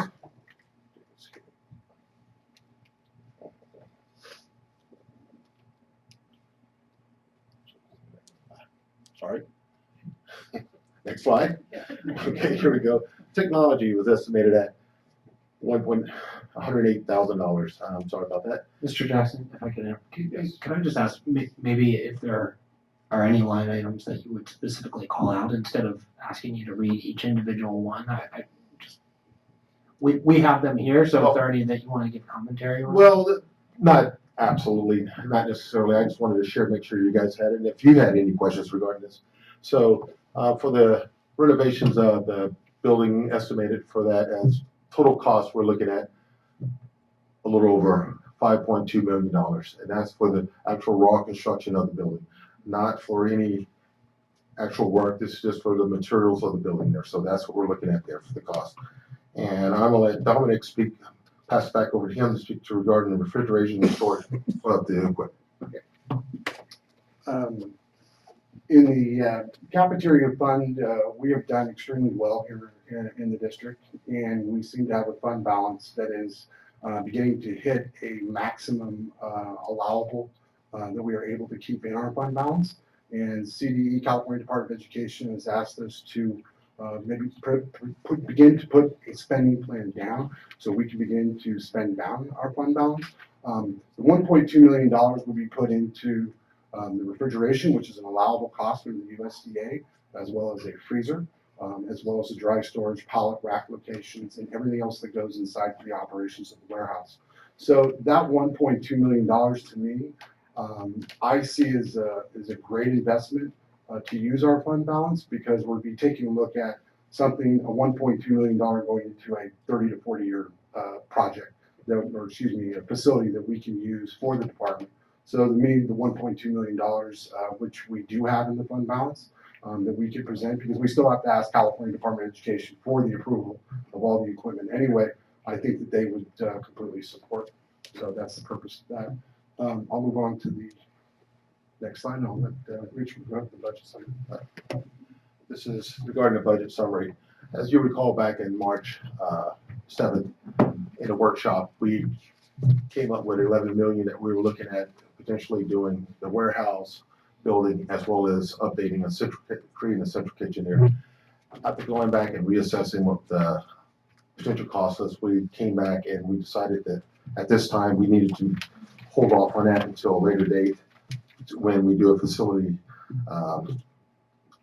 assessment of the plant itself. So at this time we're proposing not to do that. But I must stress that warehouse building is definitely in need of some improvement. So I don't know if anyone's had a chance to go out there and actually take a look at it, but it's definitely is an improvement of it. So that being said, total estimated cost for this project is a little over $6.4 million. There are some additional things needed for the warehouse to take over that building. Is the relocation of transportation out of that actual facilities, and we have that estimated about $1 million for as well. So the total cost of the project is a little over. Slide there. Could you perhaps give a little more insight into just what is so costly about relocating the break room? Well, it's not just a break room, it's a restroom facility as well as a lounge for the dispatchers in that same location of that facility. So it's a relocation of all those components of the building outside of there. So the warehouse can be taken over for food service. So it's a little bit more than just the break room. Thank you, because I think when people just see break room, then. And I apologize for that. No, I think that's a great explanation, so thank you. So, that being said, we're looking at the estimate for that for $1 million there as well. So bringing the total of the project estimated at $7.4 million. And at this time, I want to ask for Ms. Ramos to come up to recap the final part of the project. Thank you very much. Just really quick, just to bring us back to the balance of Measure C, which was what started some of this conversation. When we last presented to you the balance of Measure C, we were looking at a little bit of money left over from Series F and G, totaling about $46.6 million. And in February 26th, the board approved about 21.7 for health and safety projects, leaving us with that balance of 24.9. This project will cost the 5.2 plus the 1 million for the transportation workroom relocation, leaving a balance of about 18.6, which will come back later at a later date with additional projects to recommend to allocate from that 18.6. So just to recap Measure C there. Thank you. Okay. Samson, you want to start with the question? I just had a couple questions, and it's actually back on warehouse operations. There were the first two bullets listed 2 positions to be determined. So one was warehouse supervisor, and one was inventory materials storekeeper, and those are new positions, correct? The inventory stores keeper is actually positions in the Teamsters unit. And actually, the warehouse supervisor, I believe, is in the unit also. But we don't have people in those positions. Not present. They exist, I They know that, exist, but we yes. don't have actual staff in those positions. No. So these would be 2 new positions in our district. Yes, And I bring that up only because I'm asking about ongoing funding. I'm looking at Rose here on this if she has.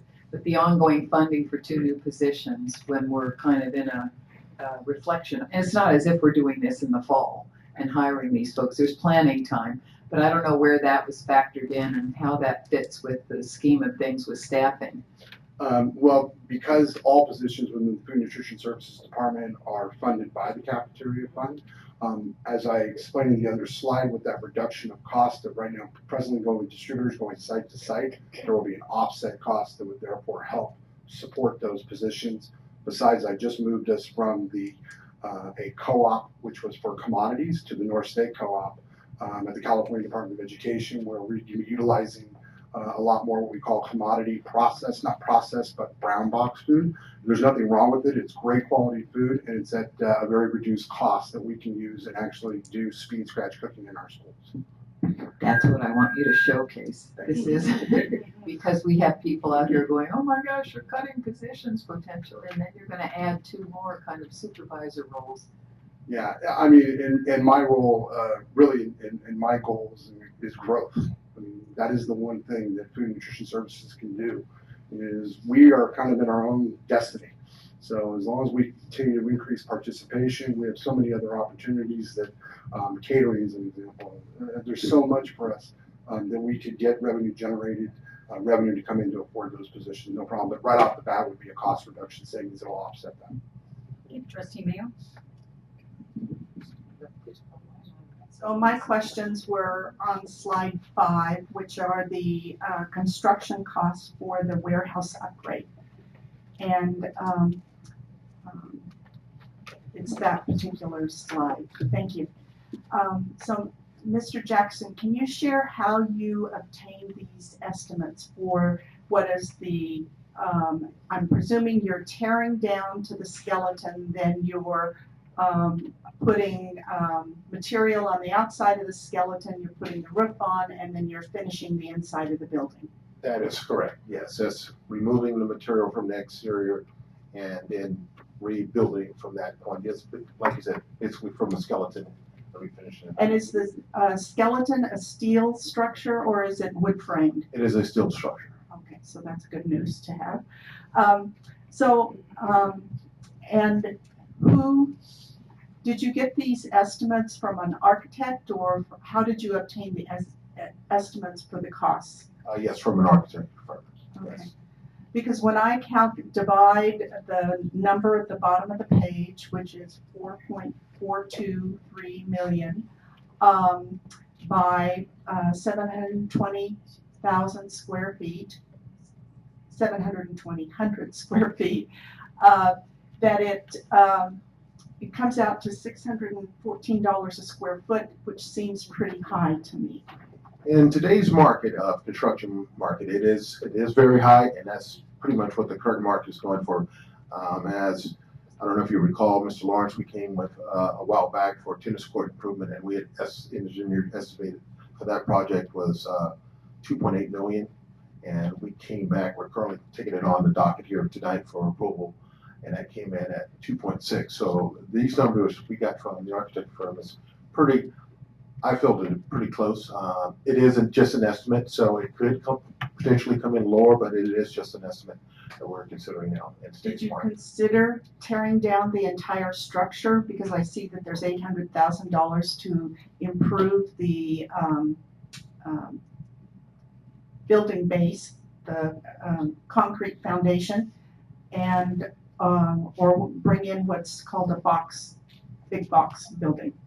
Actually, we have. We're looking at all those components, and once we select through the RP selection in that component, that firm, whatever their recommendations are, but this is what they're telling me that realistically what it's looking at, that it may come out to be potentially even higher in the future. So it's very important to us to mention that, you know, next year if we postpone this, potentially be even higher. So. All right, I'm still struggling with the dollar amount because I received some information that leads me to believe that we could get a different and reduced rate regarding the construction of this. I am totally in support of this. I want you to understand that, but I still have concerns about the estimated project costs and just the cost for the upgrade. And I know you're working with an architect, and so most people in this room know that I support that totally, but I just have concerns about this. So I will be looking forward to hearing more about it and applaud loudly when it is successful. Very good. Thank you. And this is just an estimate. These are just rough numbers that they're given. I mean, these are an estimate from an architect firm that's given us, that's captured everything that we brought to him as was needed for the facility. And these are just estimates that he's come up with. And what I did understand is that this doesn't have to go through DSA, so it can move forward more quickly than usual. Absolutely. So that's definitely an advantage. Thank you. Mr. Lawrence?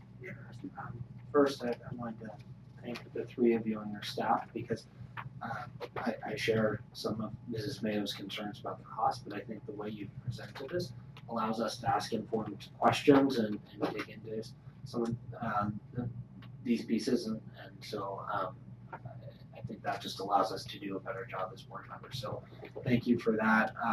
And then just my comment would be, when this comes back, I would look specifically to Mr. Machi to, as we've laid out the cost benefit analysis, I'd also love, you touched on some, to hear more about what the benefit is to our students from a meal service standpoint in terms of you mentioned the ability to cook more from scratch, but I would love to see that elaborated, whether it's tonight or the next time. Well, to be quite honest, we presently just went out to a milk bid, and one of the things that's very eye-opening to me was we had 2 vendors that did not even bid. And the reason is that we have a shortage of commercial drivers here in the Bay Area and really in the state of California. And so because of that, the actual warehouse, that one-stop location, I do not believe in the high cost of living of the Bay Area, and especially where we do live, that this situation with the drivers of having a distributor go site to site I think is going to become a thing of the past. I really do, and that's kind of what I'm hearing from industry. So how is that going to change the quality of food? That means that we would have a particular vendor or manufacturer that we could do a ship direct to our warehouse and actually utilize our buying power. Right now, I'm presently having conversations with a local pasta company that's making pasta, fresh pasta for us out of Redwood City. I'm talking to Black Box Rice right now, which is an organic Japanese short grain varietal rice from Colusa County. People, when you hear me say that, you think that's at a higher cost. But the reality is that's a direct shipment from the grower or the manufacturer. So that one-stop location is going to actually be able to provide better quality food for our kids. And that's because the manufacturers or the growers do not have the capability to go to 45 school sites. And that's really the distribution issue. It really supports, it goes hand in hand. We can now begin to bring in better quality food and have it at that one location because the manufacturers and growers will be able to do that. But then in turn, it's going to support more better product that we come in that we can actually make in our school site kitchens. So I think it's a complete win-win for everybody. So thank you. And I'll just finish up with the last slide that we had, which is the proposed warehouse upgrade project phase 1 action plan would be the Measure C allocation, of course, 5.2 plus 1 million at 6.2 million to issue a RFP, a request for proposal for design and engineering plan for warehouse upgrade project. Next would be to train the food and nutrition services staff on the Business Plus financial system from the Business Plus technology team for inventory management and procurement system, which is huge because our sites can be able to order. This will give us a perpetual inventory because of the financial system we already have in place in the district.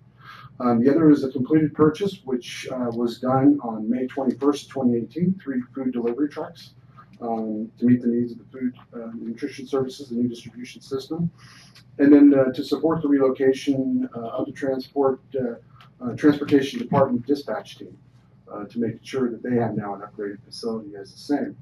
And so if the project allocation is approved, our timeline for completion would be August of 2019. We feel that a build out can probably take about 6 to 7 months with conferring with Mr. Jackson. So thank you. Thank you. I appreciate your putting all this time and work into it as well and breaking it down and really making it clear for us. I love it. Yeah, I just want to echo that. I think that I just printed the last 1 page just because saw all the details on the budget and it all made sense and it all seems perfectly clear. Then that's what we're striving for. So thank you for that. Thank you. Great.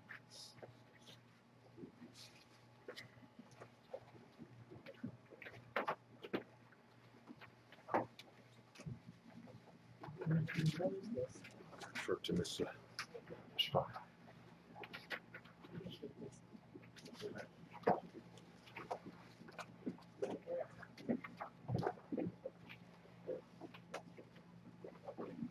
Well, if I could get a screen that has it on there, I'll be happy to make a motion. Just, I think it's just for. I can't even get it off of here. Oh, sorry. Well, my screen will not get rid of the PowerPoint. That's why I can't see anything. There we go. Information. I won't make a motion. I won't be happy to make a motion. And I can't clear my screen. Okay, 17.3, breakfast and lunch price increase for 2018-19 school year. For information, any questions about this? Only that I wanted to bring this on business because it's a very impactful item and will affect many of our schools, and wanted to make sure it was very public.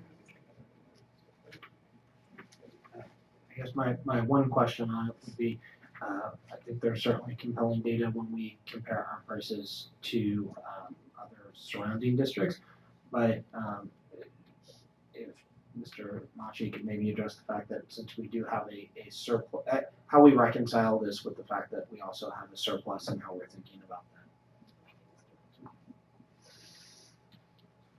that. I don't like to ever increase meal prices, ever. This is something that I felt we've done here in the district over the last 3 years, a lot of catch up, especially for our labor group. And so that increase in salaries that the department took on kind of put us in a situation that we would not be so luxurious that we would have a positive fund balance if we did not put a balance to it and check prices. One of the issues that we're having is, besides labor has gone up, especially we are filling positions now that had been unfilled. So we are working diligently to make sure that we fill positions that were not presently there. The other is the USDA requires us to have a 2-grain requirement in the breakfast program, which that means is, so a muffin, for example, can cost 41 cents. Plus, it requires us to have the fruit, which would be about another 25 cents. And then we're required to have the milk as the component that the student must take, which is another 20 cents. So between that, we're already up to about 80, almost 85 cents, and we're charging $1.50 for the breakfast.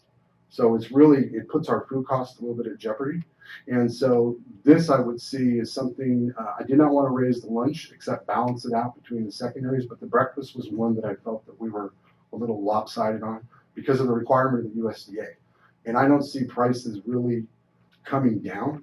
The food cost pressures are continually pressured on us presently right now, even though we're a very large school district, but still, the food cost is still a pressure.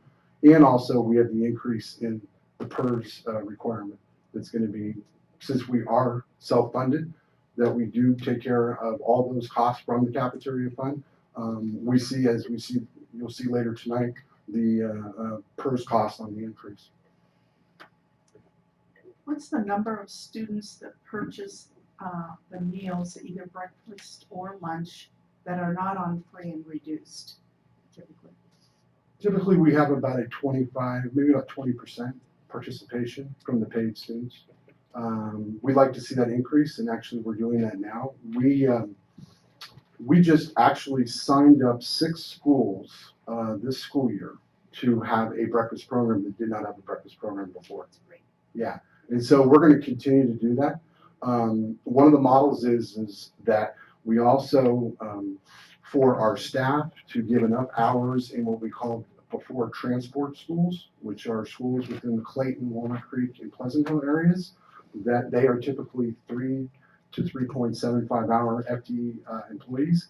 We like to get them up to do the cooking that we'd like them to do in the school sites, would require them to go to 5 or 5.5 hours. By putting in a second chance breakfast is help supporting that model, but then also, which we really appreciate, is our health benefits are quite costly, so there will be health benefits and also CalPERS that will kick in. So this is going to help support that. And the supper meals that are provided with the after-school program, we're at a high number, I believe, when participation rate with that. And is most of that is provided at no cost to the student? To the student, yes. Right. Yes. Okay. And you're breaking even with that one? Yes, we are. We're doing about 1,700 meals of that per day. We're trying to move in a direction that can actually get into more higher quality for them. We've actually piloted some more scratch cooking for the supper program, moving away from the packaged meal, which is overwrapping the meals through a packaging machine.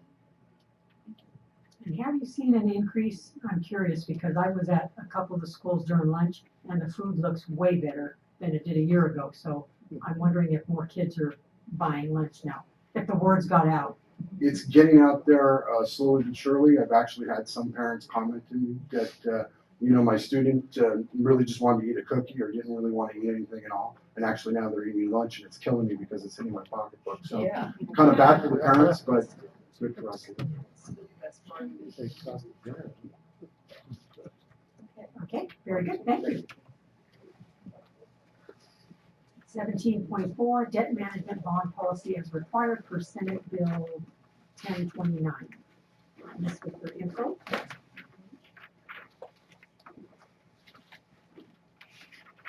Any questions? Okay. I guess we'll consider ourselves informed. 17.5, resolution number 17-18-53, education protection account. passage of Prop 30, created the education protection account. The act requires the board declare by resolution its intended use of the funds for the 2018-19 fiscal school year. So this is one of those things we have to do every year. Madam President, I move the board approve resolution number 17/18-53, the education protection account. Second.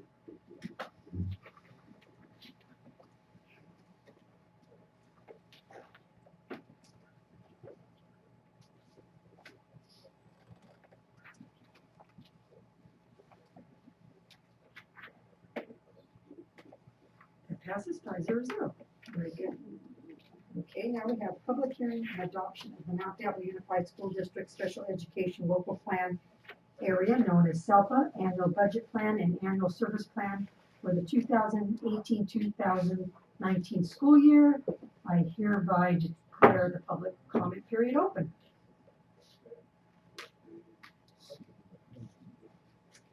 Seeing as there is no public comment, I will close the public hearing process. Okay. Now for 17.7, public hearing for Mount Diablo Unified School District 2018-2000. Nope. You need to adopt the plan. Oh, we have to adopt the plan. It's not just info for. No. Okay. I will entertain a motion. We're on the SELPA. Yeah, go back. Okay. Madam President, I move the board adopt the Mount Diablo Unified Special Education Local Plan Area SELPA Annual Budget Plan and Annual Service Plan for the 2018-19 school year. Thank you. Second. Thank you. Comment? Yes, Julie. So, I looked at our dockets items a year ago, and the dates are different on the items this year. And Dr. Aguirre indicated to me that the State Department of Education, is that right? Maybe you should share it, so I don't, didn't update their form. Therefore, the form says 17-18, but it is actually information for the 18-19 year. Because I was wanting to make sure that it was the correct information for this year. So I guess they'll figure it out by the date entered on the signature line.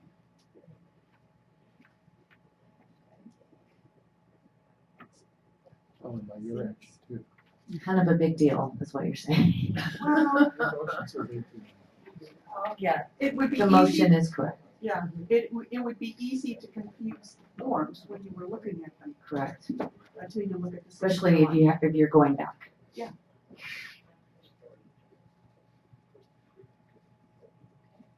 Alrighty. Public hearing for the Mount Diablo Unified School District 2018-2021. Gosh, this sounds like so far in the future. Local Control Accountability Plan. So I open the public hearing for the Local Control Accountability Plan.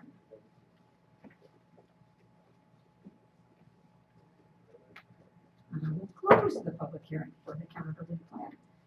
Now, we accept this one as well, even though it's coming back to us next month? The action is the public hearing, Okay, but we have a presentation. okay, great.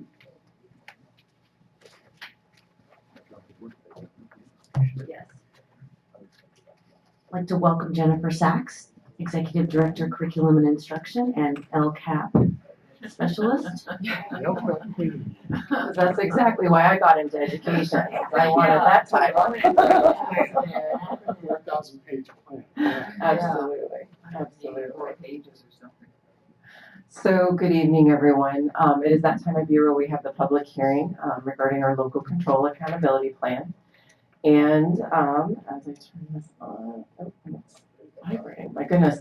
We're going to start off with our belief statement. And actually, Dr. Meyer has already kind of shared this with the group. And really, the focus of this is really just taking a look at our graduates. What a wonderful time of year that we can take a look at them and really think about what do we need to provide for them so they have this post-secondary success, whatever that means. All of our graduates are very, very different. Their needs are different. Their futures are ones that are very, very bright, and they're going to do a variety of different things. It is our responsibility to provide a very robust, rigorous academic experience. So our teachers aren't the ones coming out of that room exhausted, but our students are, because they are involved in productive struggle every minute of every day. Productive struggle, yes. So our LCAP, in order to kind of throw a type of tent over the activities and the thoughts and the ideas that originally came up a few years ago in 2013 when this law was, the information was written into law, within Mount Diablo, the activities fell into three major goals, and we really haven't moved away from that too much. Goal number one is really about providing a college and career-ready educational experience for our students, making sure they have access to technology, high leverage instructional strategies, and that we prepare them for college and/or career. The second goal really focuses on our professional learning, and we're not just talking about the classroom teacher, we're talking about all of the educators in our system to ensure that they are providing support for our students in whatever capacity that they may have, and that they're also understanding that our students are coming from a variety of backgrounds. They come from a variety of different family structures, and they're all individuals that do need individualized support. And then lastly, goal three is really how are we empowering and engaging our school community, involving our parents, our guardians, and from our folks from different municipalities that we work with, but how are we engaging them in our schools, in our education? So we created this at a glance a couple years ago, and it's one that we kind of polish up each year, and it does provide a bit of a grounding document as folks are looking at this close to 200-page LCAP. If they want to look more in a particular area, where might they look? And so as we talked about those three major goals, we do have some areas that fall into the goals. If folks want to know more about teacher collaboration, they would want to refer to goal 2.2 in the plan. Art and athletics, more goal 1.19, 1.20. But as we take a look at the very bottom of the document, we really want to continue to have our focus on equity, inclusivity, making sure that we are not forgetting any of our target student groups, and ones that not only we receive funding on, but ones that have been historically underserved in our system. And so it is something that is a thread throughout our LCAP. Also, we don't want to forget is we are utilizing metrics in order to kind of benchmark our progress over time. And sometimes the news is not as glowing as what we would like, but at the same time, it does give us an idea about where we need to really, shed a light in order to take a look at it and say, okay, what is happening in this area? We thought we would be putting in a lot of time and energy, and unfortunately, our data is not showing improvement in that area. So we need to, kind of do a bit of a restart to decide what we need to do a bit differently. We have state indicators and local indicators. Local indicators are ones that we report out on. The state has forced us to include about 24 different indicators within the LCAP. So we have metrics on all sorts of different things. They are still trying to get their head around what a college and career indicator looks like. And so on the bottom, it may include still A to G, graduation rate, dropout, students involved in pathways, but they're still mucking around in order to determine what that's going to look like. So for folks that want a kind of a table of contents for the document, unfortunately our template does not have it, so we wanted to provide that for you. The document starts off with an overarching summary, and it just kind of is an executive summary of this plan, where it gives you ideas about the highlights that we see, some of our major initiatives, what we've learned over the last year.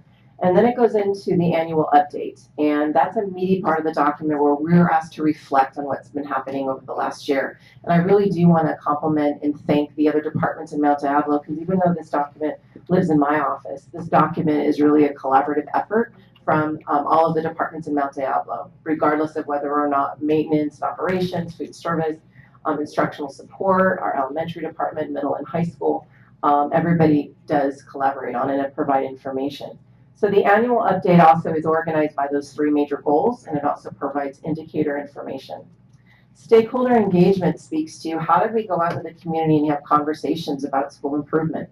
How did we collect feedback from our folks? We did a variety of different community events. Our speaker series was one where we slid in a little bit of LCAP feedback opportunity in there. And then we also met with all of our advisory groups in order to hear from them directly. And some of you mentioned in your board report that you've attended some of those meetings. Goals and actions for 17 through 20. And you're going to notice it says 20 and not 21. It's because this is a 3-year document. So actually in the title on the board, it should actually just say 20 because it hasn't rolled over into that new year. So we are projecting that next year they may add that 3rd year, or it seems a little bit silly to report back on 2 years and only have 1 year of information. So, you know, the State Department kind of has their own ideas about, you know, how often they want to, you know, redo their templates. And so we'll be waiting to see how they change it for next year. So that is a very large part of the document, our goals and actions as we move forward into the future. And what's nice about the goals and actions is there's an area that does tell you very specifically if the goal is the same, they say it's unchanged, or if it's been modified, or if it's new. And it is helpful. I mean, you can kind of do a side-by-side and really be able to kind of track, okay, there's language added, we've refined information. So that was something that actually was, I think, a big benefit to this new template. Underneath, improved services to underserved students. Some folks call them unduplicated students. I don't prefer that, that verbiage, but our underserved student groups are really our low-income foster youth, as well as our students coming from our English learner students. And we really do need to call out very specifically because our district is not a 40 or 55% or more of unduplicated percentage. We have to really call out why are we utilizing these funds to support students across the school site or across our district. So you're going to see a very detailed chart that really shows how these activities are principally directed towards underserved student groups. And then we have a 1-page budget summary just to show folks how we are coordinating our budgets together and our resources. We're doing a lot of leveraging.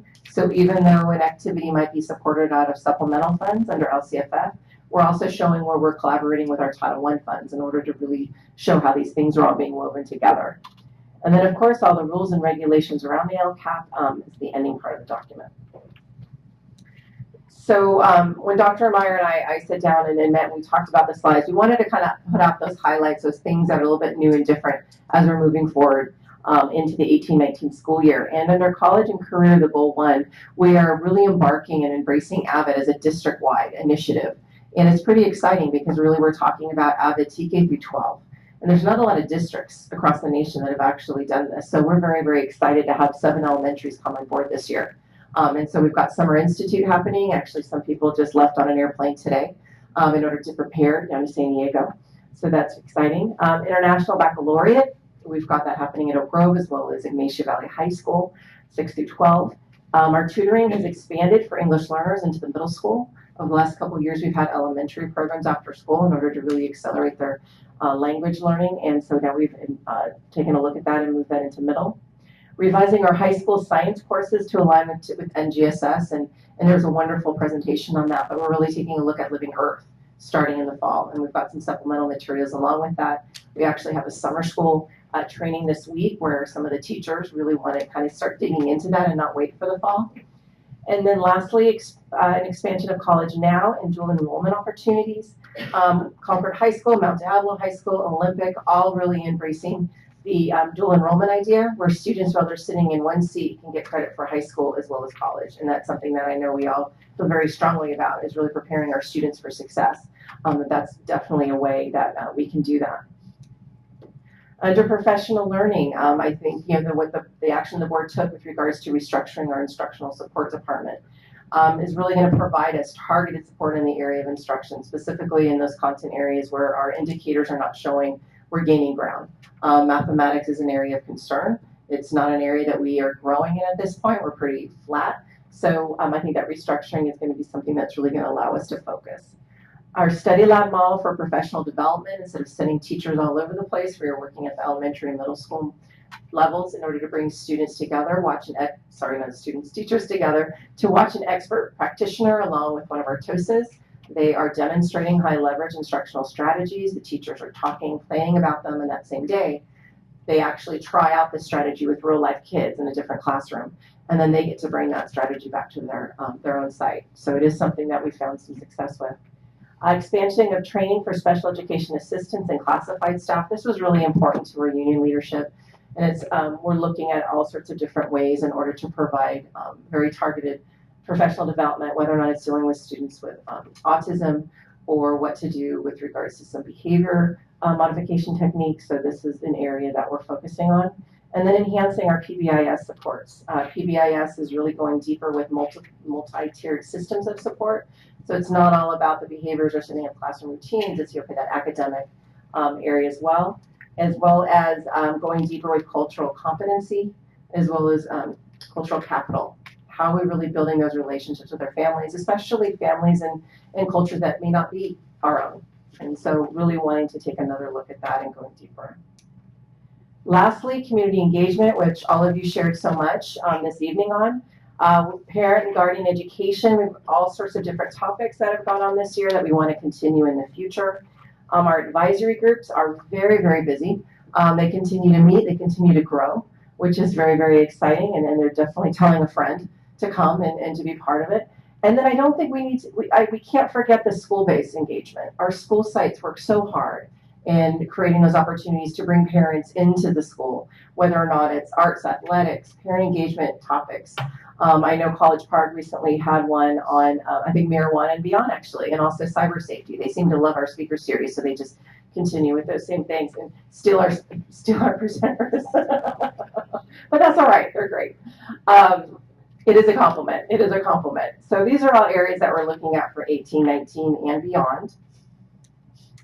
And this is just, again, an overarching budget summary. Throughout the plan, it reports out exactly what we're utilizing in ways of LCFF-based, supplemental. For those folks that may not be familiar with Title I, that's funding that we receive to support students coming from low-income situations. Title II is really focused on supporting professional learning of our educators. Title III, focusing on supplementing supports for English learners. We have our lottery, Prop 20, which is really focused on textbooks. We utilize that for adoptions. And then local grants, really donations coming into our system to support things such as athletics. So where do we go from here? Well, there's the copies are located in English as well as Spanish. Translation of the LCAP are located on our website. So we have hit our May 2018 LCAP draft. We are done with that. We've informed our parent and advisory groups that the document's available. We have today's board meeting, and this document will be back to the board for approval, June 25th, and it needs to be adopted by our board by June 30th. The county is the one that ends up signing off on the document itself, and they sometimes have minor revisions. If there's anything major, it would have to go through the process through our advisory groups and then back to the board for approval. So community members, where might you be able to find this information, and how do you provide feedback or ask questions on the document? If you take a look at our website, under Parents and Community, there's an LCAP tab. And if you click on that, there's both of the documents. We will also upload this presentation.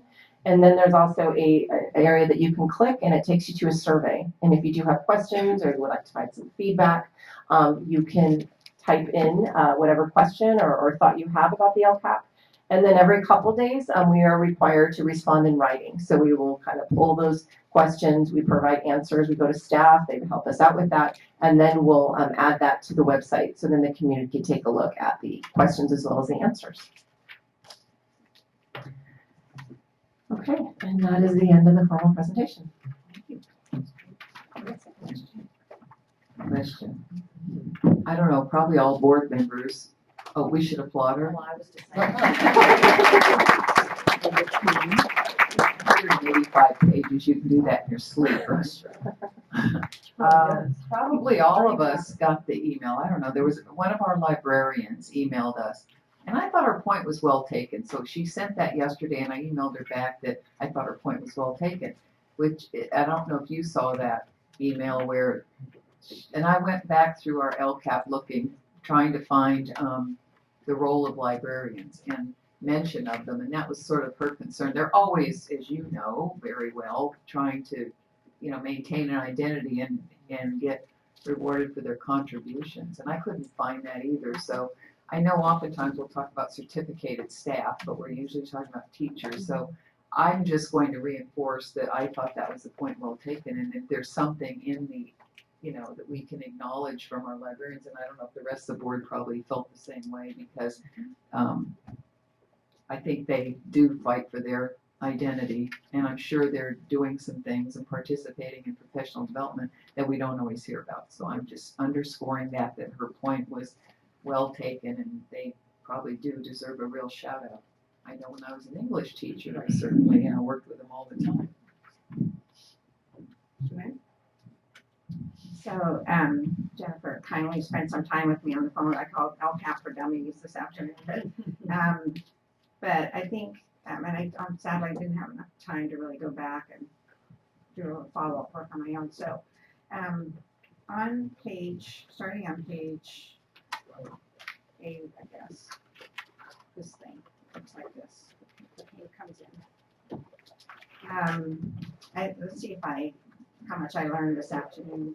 I know you're really limited by the template, which can be unfortunate. So, but I just want to make sure that you have on the left-hand side, it starts out annual measurable outcomes. Then it's a column that says expected and then actual. And then it says metric indicator, showing what population it's based on. And then it says 17, 18, and then it says points below level 3, which I got this afternoon go back to the, what do you call it, a dashboard, right? It'd be nice if that had a line underneath it, I think, but, and so then it gives some measurable metrics, right? Or some, and then you go below that, on this one, it's on the next page, it says baseline. So what I understand, if I got this right, what's shown is, where it says points below level 3 is what the state has identified as goals. Is that correct? Yes, if you take a look at the dashboard, that's kind of that between a yellow and a green, is they're trying to push us all towards as close to level 3 as possible and then beyond. So, so those are state goals, and then you go down, it says baseline, and what I thought I understood this afternoon is that that's Mount Diablo's data for 15, 16, right? Correct. So I'm assuming you don't have any options of adding words to this thing, but this is what I did. I went right to this and I was confused right away. So then you go to the right-hand side and it says actual, and it says again, points below, same measurements, and it gives some more data. But what I thought I heard today was it's really 16, 8, 17 data. Is that correct? Yes. So that would be, again, I don't know if you can do this, helpful if that header could say actual 16, 17. And obviously what we do is we take that and look how it compares to the state. But the state data, the state goal is for 17, 18, right? So we're comparing our 16, 17 to the state 17, 18 goal. And I know we're also looking at it, our data, our 16, 17 to our 15, 16. There's 2 ways we want to analyze. But is that correct to say that the state goal is 17, 18, but we're really looking at 16, 17 for Mount Diablo? They're not adjusting on the dashboard for each, well, they did last year. They adjusted the points, away or close to away from the level 3. It's not really it's not supposed to be adjusted year to year, but they have been. That's not to the degree that they're doing their comparison. It's really about as close as you can get and beyond that level 3. Remember, Turkey, if you take even a look to add more confusion to that, if you take a look right above the baseline, districts are required to put their own kind of target. So you've got a couple different areas that I think that's a great suggestion, is to provide some clarity. We identify, well, we think this is our target, we'd like to get here. This is where we were, and then this was the actual measurement. And then we have to say, per the county, well, you need to tell us whether or not you met your target. So we might improve, but if we didn't meet our target, we have to put not met. So we're calibrating this as we're experiencing this year after year, and I do think we don't want to make our targets too rigorous. At the same time, we need to have goals and we need to know where we're going. So I think some clarification there is necessary. So is the target our Mount Diablo's target? Mm-hmm. On that first example, that very first one, is that where it points below level 3? Those are our targets. 6 points below level 3. Is that where you're looking? Yes. Yeah. Those Mm-hmm. are Mount Diablo's targets. Correct. Okay. All right. Okay, got it. Well, again, so I just think if you have the option of adding some of those headers, I think, again, it's helpful for people to know better understand, assuming people look at it. So that's Mount Diablo's targets, and then to the right we see what our actuals were, and we can also reference our baseline, which was 15-16. So it's all Mount Diablo data. Yes. Right. Okay. Thank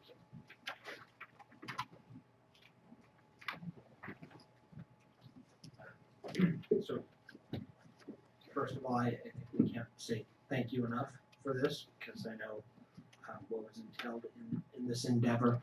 And this is more a general comment, and I think it's a kind of a follow-up to what Mrs. Durkee is talking about, is that by dictate of the state, there's so much data here that's presented, and I think what is frustrating for a lot of parents and community members is that when you think back to API scores, they were flawed and often biased, but it was a reference point that was easily understandable for parents, and the scorecard is not that. And so I think something that one is our board works with our superintendent on her evaluation in the coming weeks, and just as a board itself, that I think we need to highlight some of these metrics that we think are most important and track and measure across time. That we have the ability to pick and choose and say these are the ones that we have a particular focus on. So I think that's just something that we'll be talking about in the coming weeks, and to follow up on the work that Dr. Meyer's already done. And I know when she presents kind of her portfolio of accomplishments, that those will be some of the things highlighted. And I think you've hit upon a great point in that the At a Glance has 5 targets that span pre-K-12 for that very reason. Any other comments or questions? Thank you. I thought it was more readable this year. If that didn't help. I don't know. There was a change that, like you said, it read a little easier. Or I'm just getting used to it. Well, it's not Jen's fault, it's bureaucracy. So I actually told her it was easier to read. Yeah, I don't know if it was a former you, but take the credit. She's made it as readable as possible, and I appreciate that. So I did have one comment. For example, Mrs. Sachs, if you could help me understand something on page 21. And I just chose something random here. I don't have a pet peeve with any of the information. It talks about, I'm looking at action 7 in the middle of the top of page 21, and it shows the planned action services and the actual actions and services. It shows our budgeted expenditures, and then it shows our estimated actual expenditures. And in some of the instances, like in the first one, technology, if you look at the budgeted amount, we had $1.1 million, but it looks like we only spent $190,000.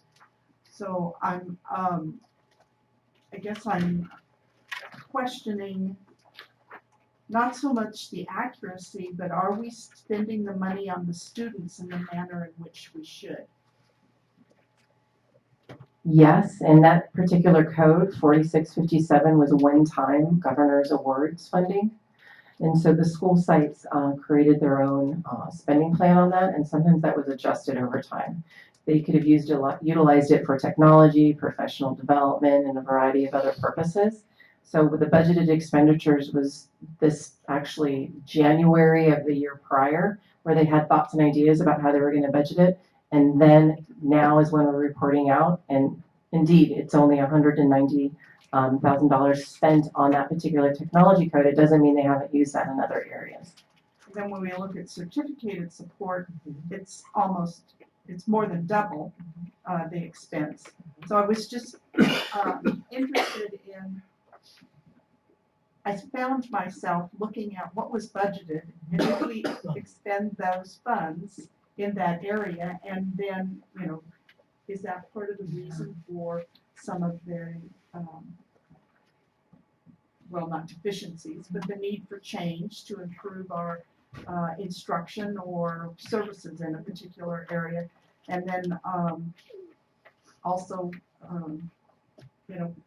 why wasn't Why didn't we spend the money?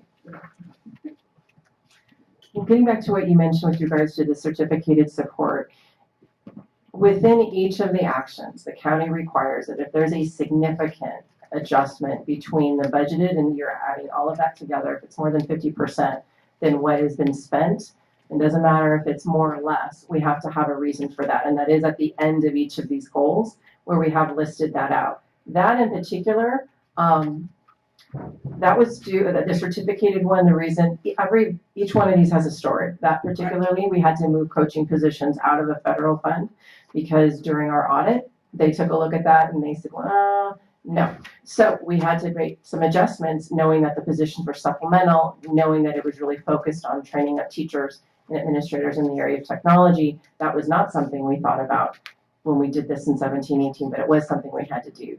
I'm sorry, 16-17, it was something we had to do for 17-18. So if you'd like to know any more of the stories, you let us know. Nancy and I are here. We will go through it.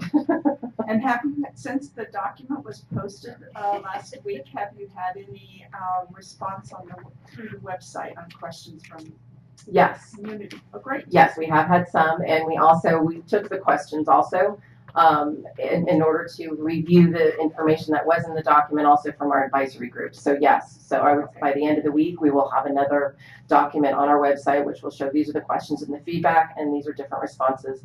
And I will include just kind of a summary of what was submitted by the librarians. So this is documented even though it came through a different channel. Well, no, I have supported the return of librarians, and I would love to see our librarians fully funded and 5 days a week. It's been a process to get there. Thank you. Thank you.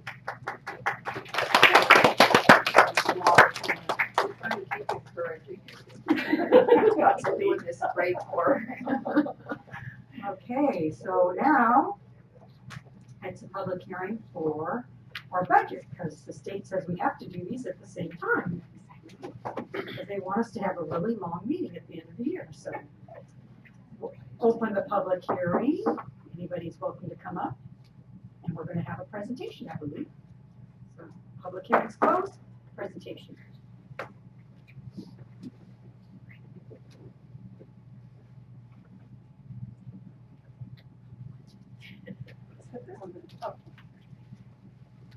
Good evening. Let's get started. We don't have too many slides, so we'll try to summarize this information, and you have a pretty big packet with all the detail. So tonight, Nancy Junior, Director of Fiscal Services, myself, Rose Ramos, will be presenting to you the district's proposed budget for the year 18-19. And let's go to the first slide. Typically, school district budgets are based upon the May revise, which is the governor's latest proposal for the budget for the state for the coming year. However, some of us may know that there's been some very recent developments as over the weekend regarding some budget compromises and deals that were arrived at. So our budget, though, does contain the May revise, and school districts have 45 days after the state adopts their budget to make those revisions if they're pretty significant. So what we did for information purposes only, just to bring everybody up to speed on, I'm sure it's a question, what is the impact of these recent developments on the district's budget?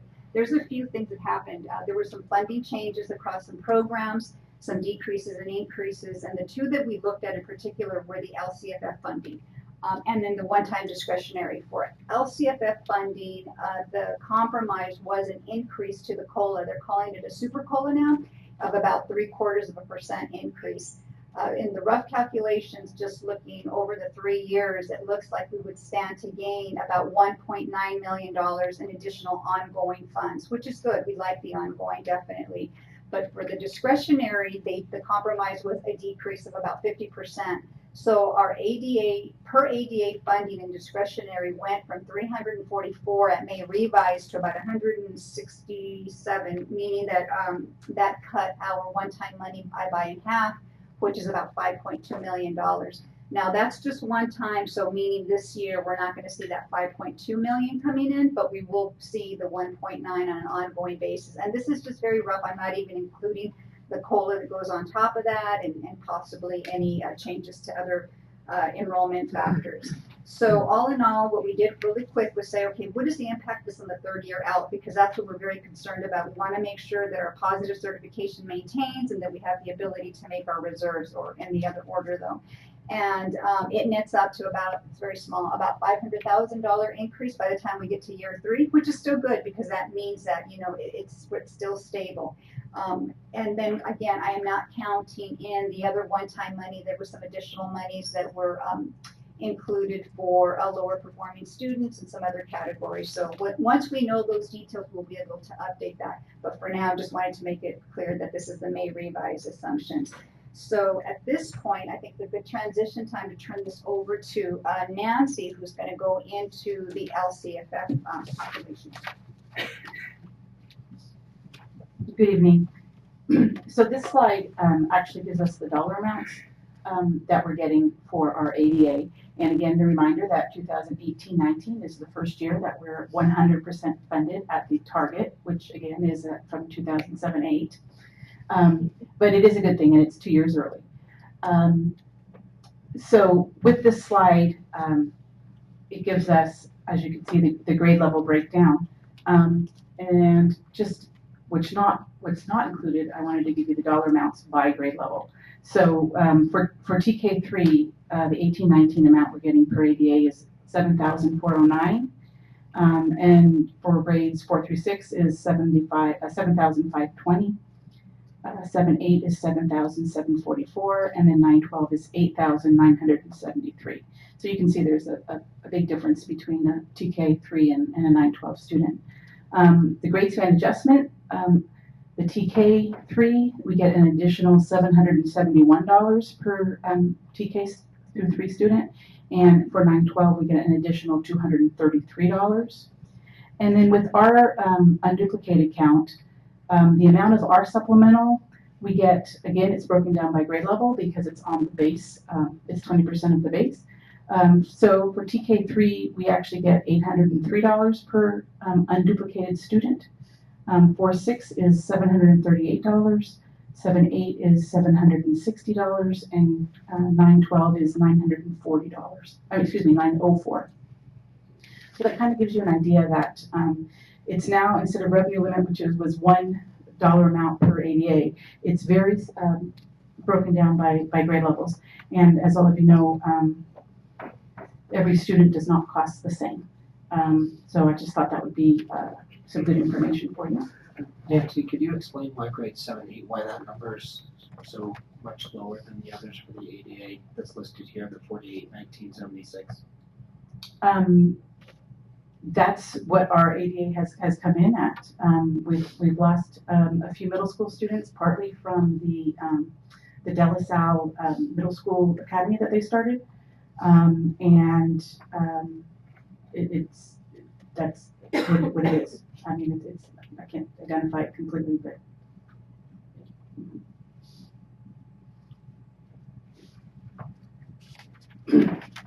So next slide.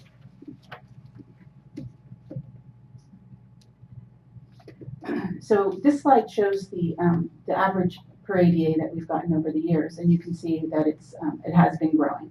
So even we've been kind of flat funded, flat ADA. We haven't been increasing that much, but the per ADA has increased a lot. So I thought this would be a good slide to show you. Again, back in 2012-13, when LCFF first started, you can see we were getting more than $3,000 per student less. And now I'm going to pass it back to Rose.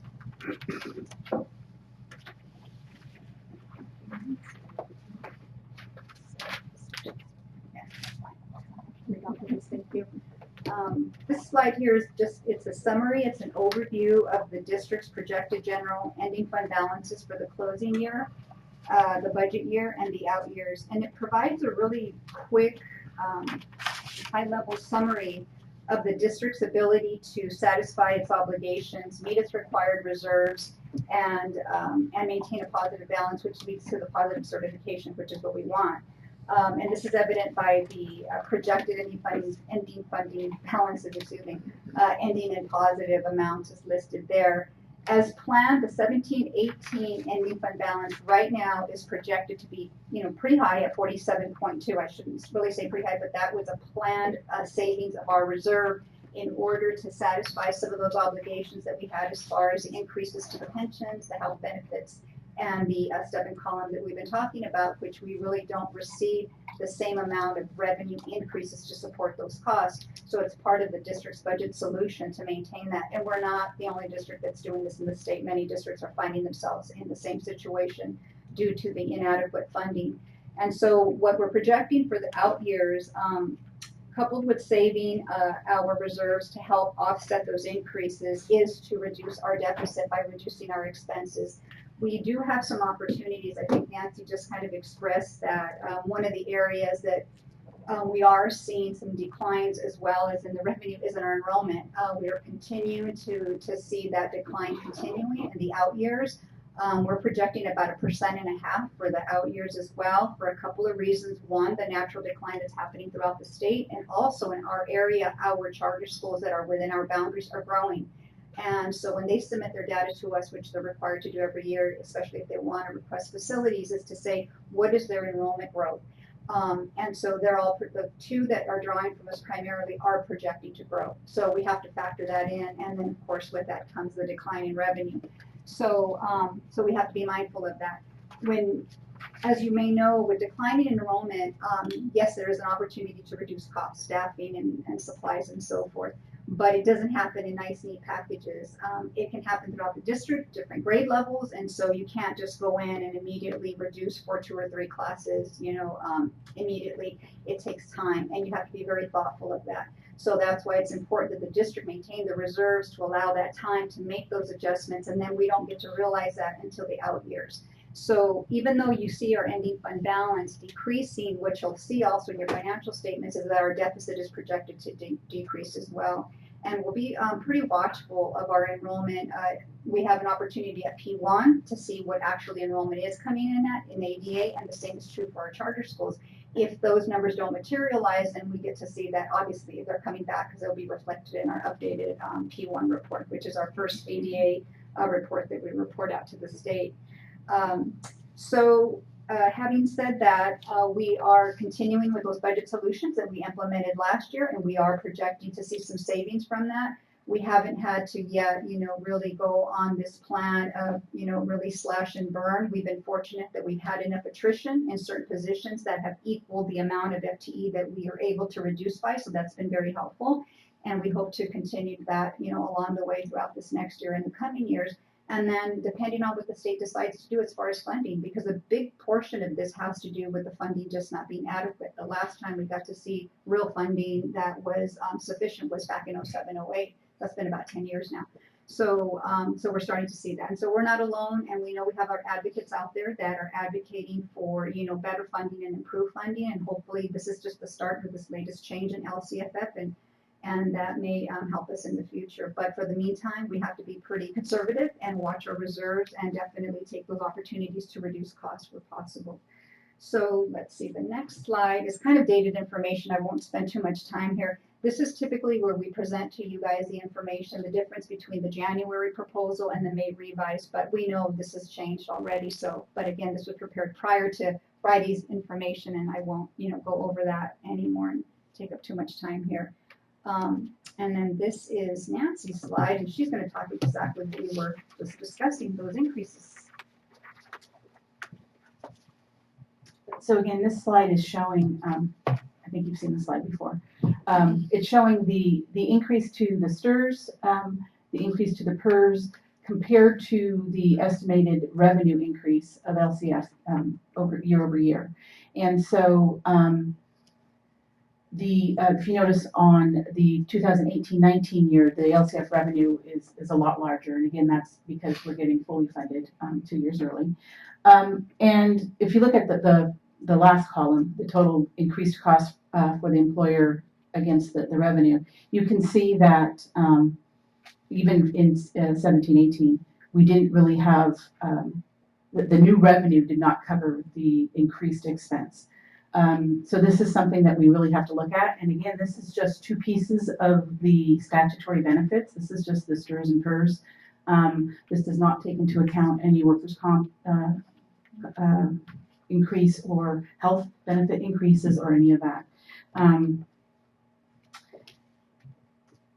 I ask a question about that, please? Yes.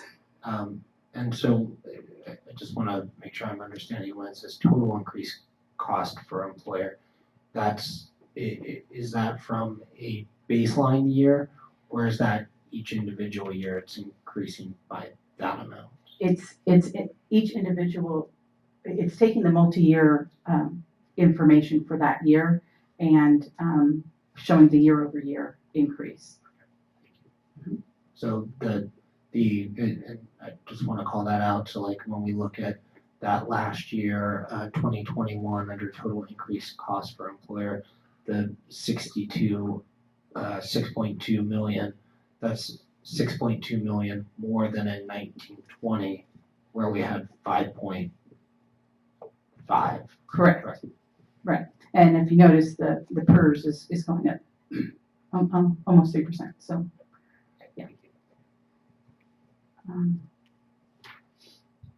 And then again, with the LCSF revenue, the increases on, or the 1920 and 2021 only include a cost of living adjustment. Since LCF is totally funded in 1819. So we're here to say that we will still have a positive ending fund balance for the next 3 years. This year, the upcoming fiscal year and then the 2 subsequent years. And as Rose just mentioned, we are decreasing the amount of deficit spending, which is a good thing. And we are able to do it just by being more watchful of our resources and matching it to the actions and the goals in the LCAP.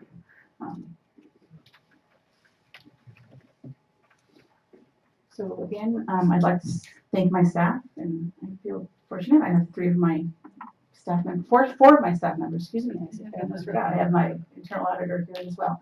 Wanted to thank everybody for their efforts. As Jennifer said, it's been a collaborative effort to try to get both of these documents presented in such a way that is understandable by everybody who needs to be. And again, with the comments about the LCAP, it's how we're always saying that both of these documents are fluid documents and they're constantly changing. So I appreciate all of your efforts to read what we present to you and provide your feedback. It's very much appreciated. And again, we'll be back on the 25th. Oh, I think we have a couple questions. Just a couple quick comments. And so, first of all, thank you to the entire staff for putting this together. And I would just call out the fact that there have been some people members of the public who had voiced concern that we would be facing a massive deficit going into this next year. And that is shown not to be true. And I really appreciate staff's efforts to help explain why we weren't on the edge of a cliff.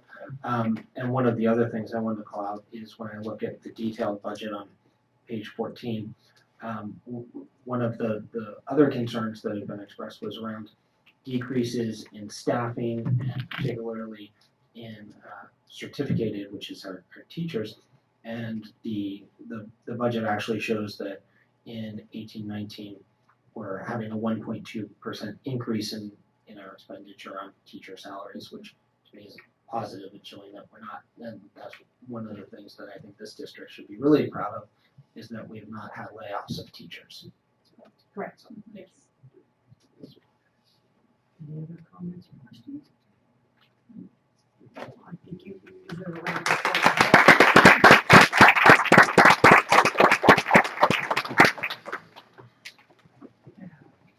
Okay.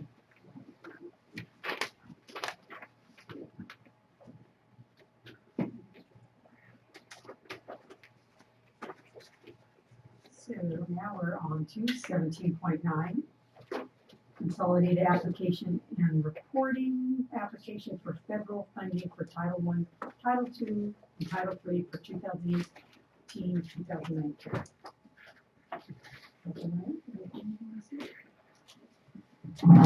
Only that we wanted to bring this forward because it's a sizable amount and it's a significant action. And so this is the acceptance of our funds for next year.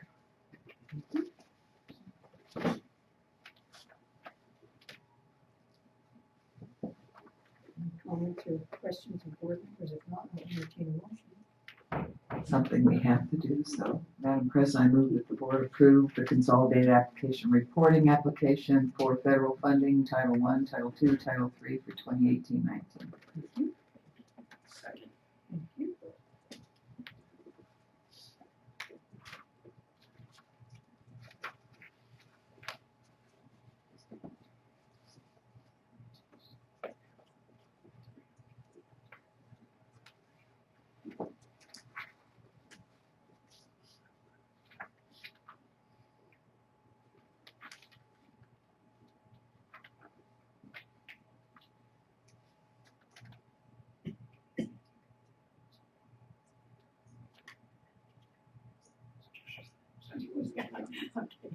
Okay, that passes 5-0.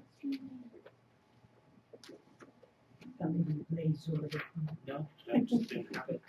Resolution 17/18-54 of the Board of Education, Mount Debra Unified School District, authorizing the issuance and sale of its 2018 certificates of participation not to exceed $20 million. This is information.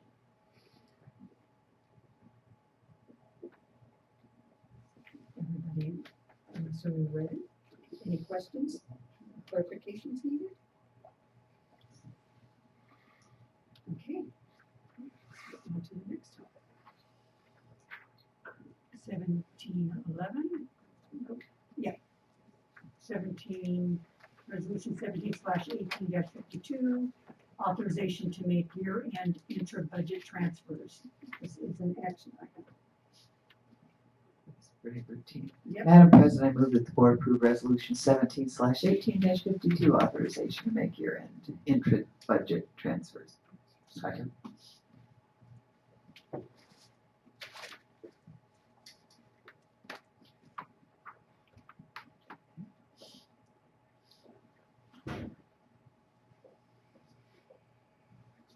And that passes 5-0.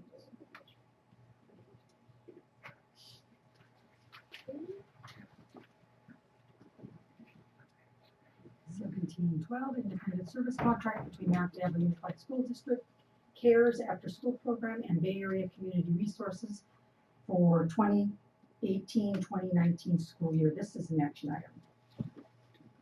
And I will say, well, actually I said a year ago that if I didn't see a comprehensive comparison between contracting this out and doing it in-house between then and now, that I would not be voting for this, so I'm not voting for it. Because I never saw that comprehensive comparison.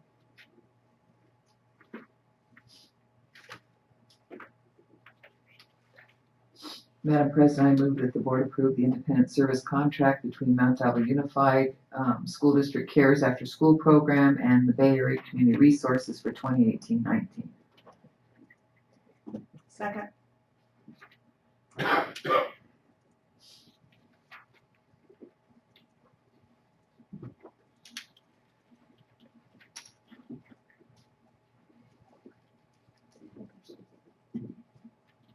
And that passes 4-1.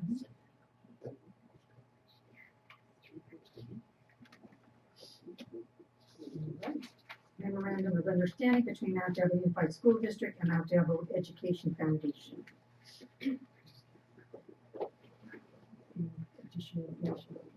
This is for information, and this is an MOU, describing some of the commitments and goals and agreements.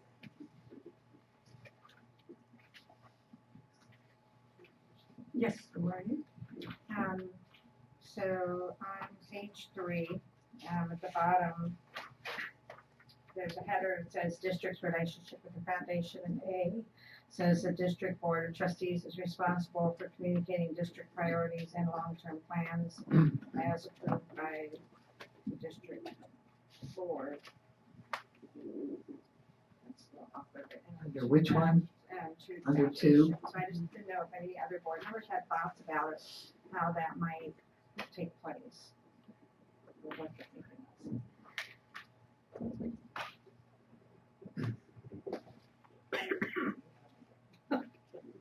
Well, we reviewed that to make sure that it wasn't directing the board of an action, and instead it was stating that the board would set the goals and those then would be shared with the foundation, as opposed to within that sentence, the foundation directing the board to do something. It's actually protection for the district. So I reread it So we to see. I think when they say responsible for communicating, they mean to the community at large, as opposed to, and then the foundation then in turn follows those priorities. So it says to Right. communicating, I would say. So the tail doesn't wag the dog, basically. So the tail doesn't wag the dog. Are you saying this wording is correct or it's not? Well, that's the intent behind it. If it's awkward. We can, with our time, look at it to rewrite, but the intent was agreed upon that it was, they're not directing the board. The board will set the direction. The board. So then we just have to have some process for, that, identifying what priorities are. One of the vehicles could very well be the LCAT.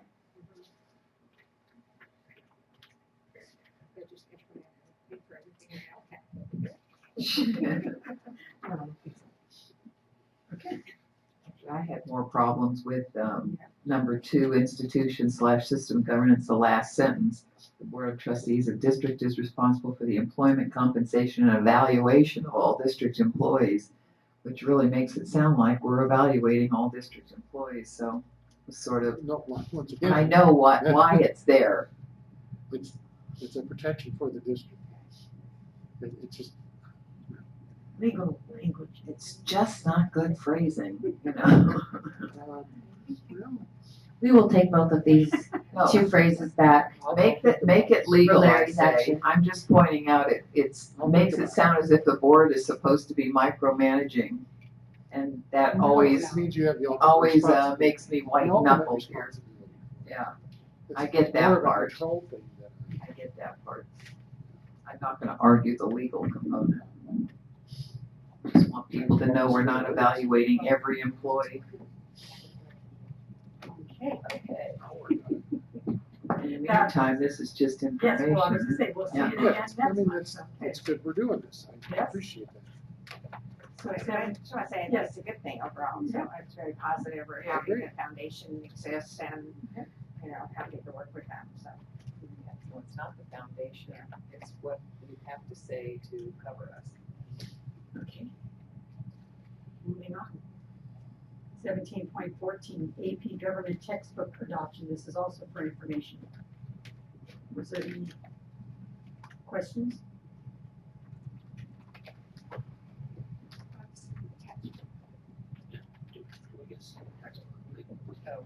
That's a good question. You left it, you just left it out. Maybe next week. Absolutely. Good exercise. Yeah, if they wanted to look at wise at Willow Creek or here, if someone wanted to physically look at the book. Currently, I'm not certain. We can bring it here and we'll have it here. Yeah.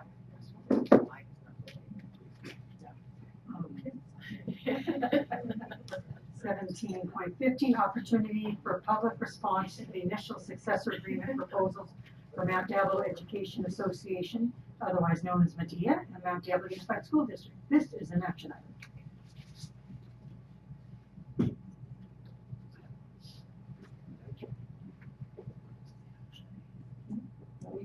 It was at our last meeting.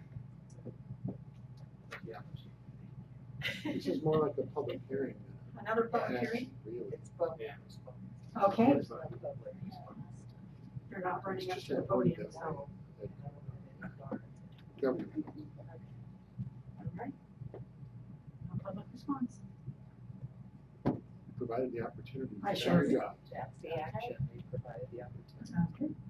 17.16, classified personnel reclassification request for clerical, secretarial, and technical public employees union local 1, AFSCME. This is an action item. Oh, are there questions? I'll just make a motion if there are no questions. And then we can still discuss. I move that we approve the reclassification request for the clerical, secretarial, technical, public employees union local 1. Second.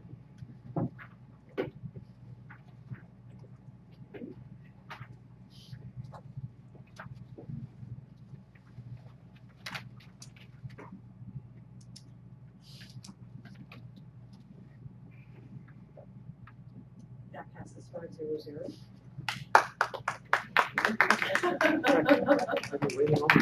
And there's one employee with public employees union local 1. Congratulations. Thank you. She hung around till 10:10 p.m. But she got a positive result. Okay, the next is the information item, create job description for a district equity counselor. Is there any questions or input anybody wants to give at this point? Nope. Okay, 17.18, create job description for Dean of Students. Information, so now's our time to weigh in. Oh, I so want to weigh in. I so do not want this job, even in existence. So I'm just going to put that out there. I have never met a dean of students that loved being a dean of students, and I've been everywhere in the state of California doing lost visitation. Don't raise your hand out there. I just think it compartmentalizes. I just have never liked them. I've never met people who are thrilled. Keep your hand down. Don't ruin my record. It's the job description. And I guess as a former vice principal, assistant principal, and then principal, I like the blend of the jobs that you can do as a vice principal. I think it's more wholesome to have, you always have discipline, but you also have whole other components as a vice principal, and I just think it's healthier. So I don't support dean of students, and I won't support a dean of students, but I'm not going to even comment on the job description. I just don't support the whole concept. I'm just letting you know. Thanks for that information. Any other information to share? Okay. 17.19, create job description for district safety and security coordinator. Information to share on that? You're ready. I actually thought this one was interesting. I have no issue here. The other one, no, the dean, forget it. District is a little different. I like global, cohesive looks at things. And I think safety and security is critical because I'm always one saying, as a former vice principal, assistant principal, why the heck are these administrators writing half this stuff? And where's that kind of cohesive district look at things? So this one I thought was sort of interesting. I'm reflecting on it. That one I thought was probably a timely, interesting position. It could work with the dean of students. No, the dean of students is depressed most of the time, going, why did I take this job? It's all discipline, depressing, negative stuff. I've never met a happy one, ever.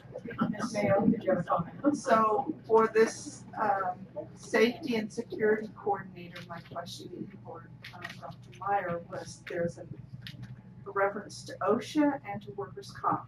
So will this job also be including matters and oversight over workers' comp, employee return, work, all those kinds of programs? So you would look at the job description for that, please. Yes, and thank you for that question. We since have gone back because some districts had this, and I believe that was a template, but we took that out because the intention is not for that, for this role to do that. Instead, this is a liaison with law enforcement, someone who's not reinventing the wheel for every safety plan and using best practices and bringing people together.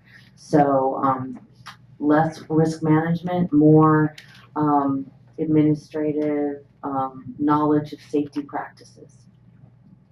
particularly school safety. Next, 17.20, Resolution 17/18-54, authorization to submit a Carl Moyer bus replacement grant application. That's the action. I love when they do grant applications, I love those. Is that keeping, that's not Stephanie at work, is it? No. It's up in the front row here. I always like to applaud people doing grant applications. That's a whole skill set and a lot of work. Madam President, I move that we approve resolution 17/18-54, authorization to submit a Carl Moyer bus replacement grant application. Second.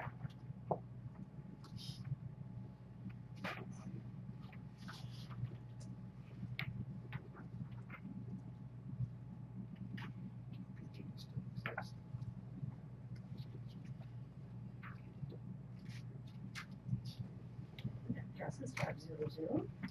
Always happy to see you. Okay, award of bid 1806, tennis court renovations to Duran and Venables Inc. That's an action item.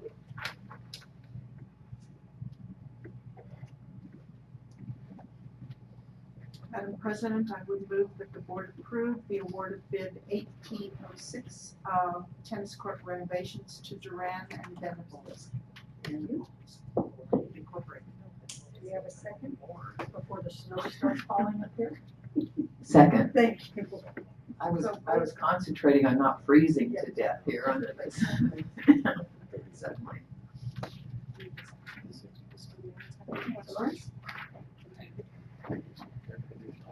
I don't know that I have questions other than just $2.7 million for 3 tennis courts is something that I just have a great deal of difficulty with, and I'll be voting no.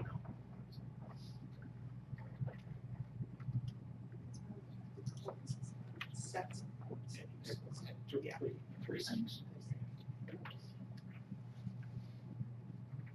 Well, I just know they're long overdue on some of those. So yeah, the cost is, you'd kind of choke on it, but the need is great.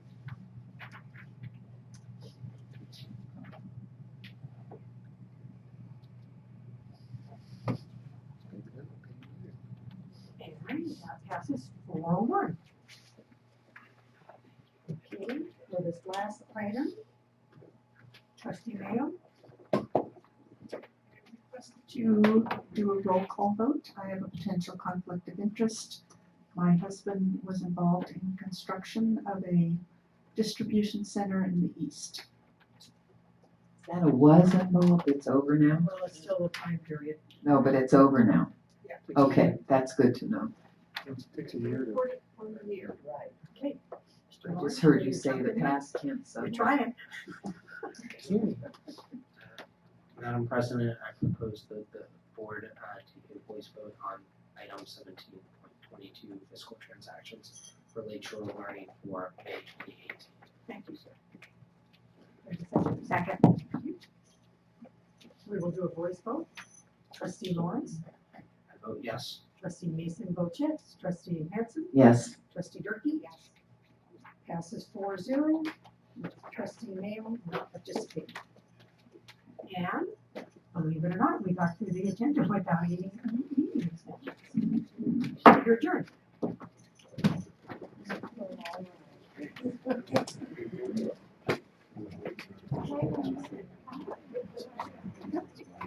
No worries. Thank